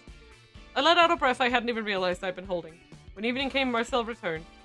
You have some money? No pleasantries, just right to dunning me. I decided not to point out his impertinence. Oh yes, absolutely, I replied, grinning as I gave him a thumbs up. Really? You really are my best friend. Now here, been handed over. With a bright smile, Marcel held out one hand. I can't give it to you right this minute. Why not? Didn't you just tell me you had it a few seconds ago? Please, you'll need to wait until tonight. The 10,000 euros are coming then. Murder! Marcel snapped red in the face. Please, Marcel, surely you can wait a bit. We're best friends, right? Hear me out, that's all I ask. You're not my best friend, you're a liar. He who will steal an egg will steal an ox. Marcel, calm down. If you just take it easy and wait until tonight, I could give you the money. I promise. Or would you prefer I take that swim in the Strait of Dover right now instead and give you nothing? That put Marcel's railings to an end. For that he finally agreed, but he insisted on waiting with me. And so we both waited for Isabel, there in that cheap apartment. I sat on the floor holding my knees and Marcel followed suit. I suppose you must despise me for this, huh? He mumbled. He picked up a spoon that was lying on the floor near his feet and hurled it through the open window into the Seiya. It disappeared with a sad, lonely plunk. I can't blame you, he said. What was how I showed up out of the blue, demanding that you pay up. Next he tossed an alarm clock into the river. There was another plunk as before. I suppose I owe you a proper explanation, Yanagishita. Marcel was gonna throw the TV remote next, but I reached out to stop him. Tell me, Marcel. I've been saddled with some merchandise that's a real pain, he began. The light of the setting sun shone upon his face. I could now see the backs underneath his eyes. The man looked exhausted. They say that whoever owns this stuff is cursed. His eyes quivered with fear. They say also that the curse stays with you until you can foist it off onto someone else. He continued. I had no idea what he was talking about. Why can't you just throw the stuff out? He knew that the curse only becomes more powerful. Now he was trembling dramatically. Whatever had spooked him, he wasn't his usual self, that was for sure. What's happened to you because of this curse so far? I asked. Well, for example, I am loath to recount here what Marcel told me next, but suffice to say it was horrifying. Oh my, that's awful. So I marked these things down to what's practically a giveaway price just to be rid of the lot, but I haven't sold a single one. And the warehouse storage fees aren't exactly insignificant. Marcel shook his head from side to side, his expression positively haggard. So then I thought maybe there was some fool someplace I could push the inventory off onto. Just give it away. If I threw in 10,000 euros to go with it, someone had to be dumb enough to take it, I figured. Oh, that's what Isabella's doing in it. I get it. I see, that's why you needed the money so urgently then. At last I understood. But it's alright now. A little while ago, one of my colleagues called me to say they'd found just the right sucker. Oh my fucking god! Oh my fucking... Oh my fucking... Oh my god. Oh my god. Oh my... There was never 10,000 euros! There was never... Wait. Unless he gave her 10,000 euros? Wait. Unless he gave her the 10,000 euros. That's good to hear. Yes, I need to go with them to hand over the money along with the product inventory. I see.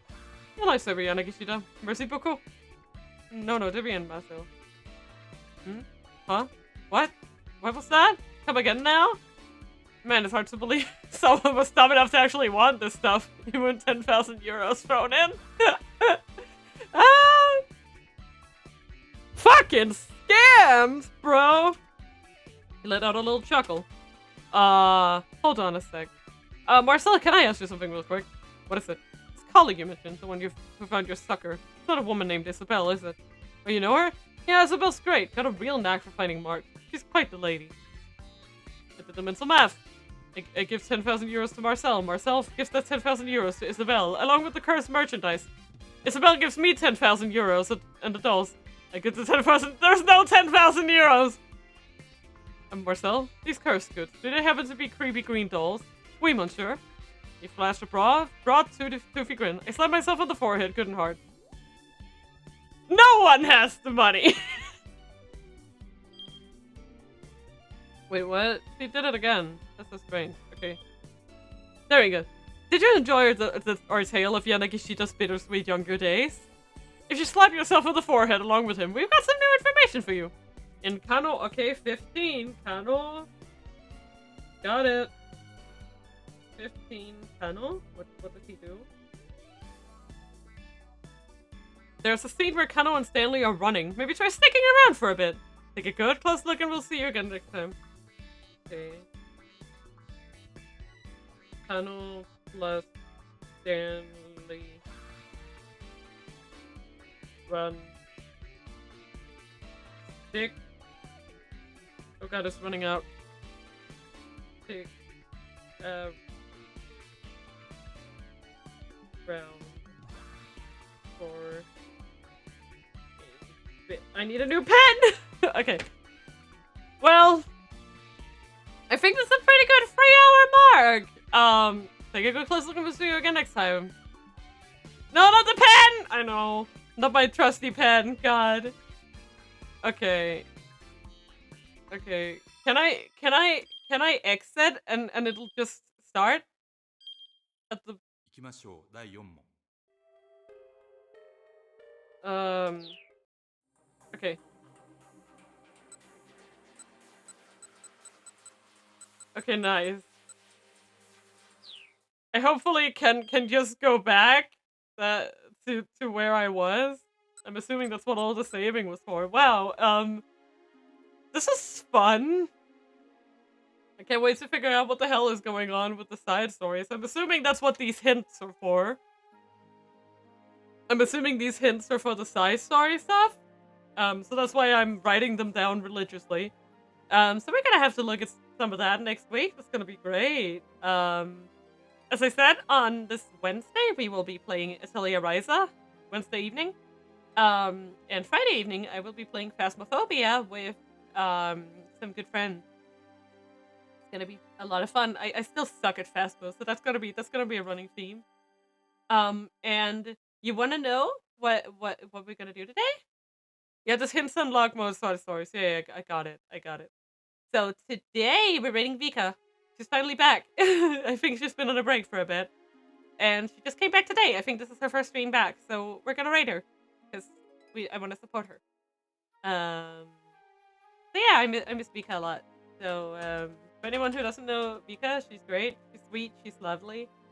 And she has a very, very pretty model. It was made by herself. Hyping up my friend here. Anyway, with that being said, I hope to see you later this week. And I hope you will have a fun time. I hope you will get some good rest today after you end your day. And I will go rest for now in the dreamland. Goodbye! Oyasumina! Oh, right, and go say hi to Vika for me with a good Mina raid. Bye-bye!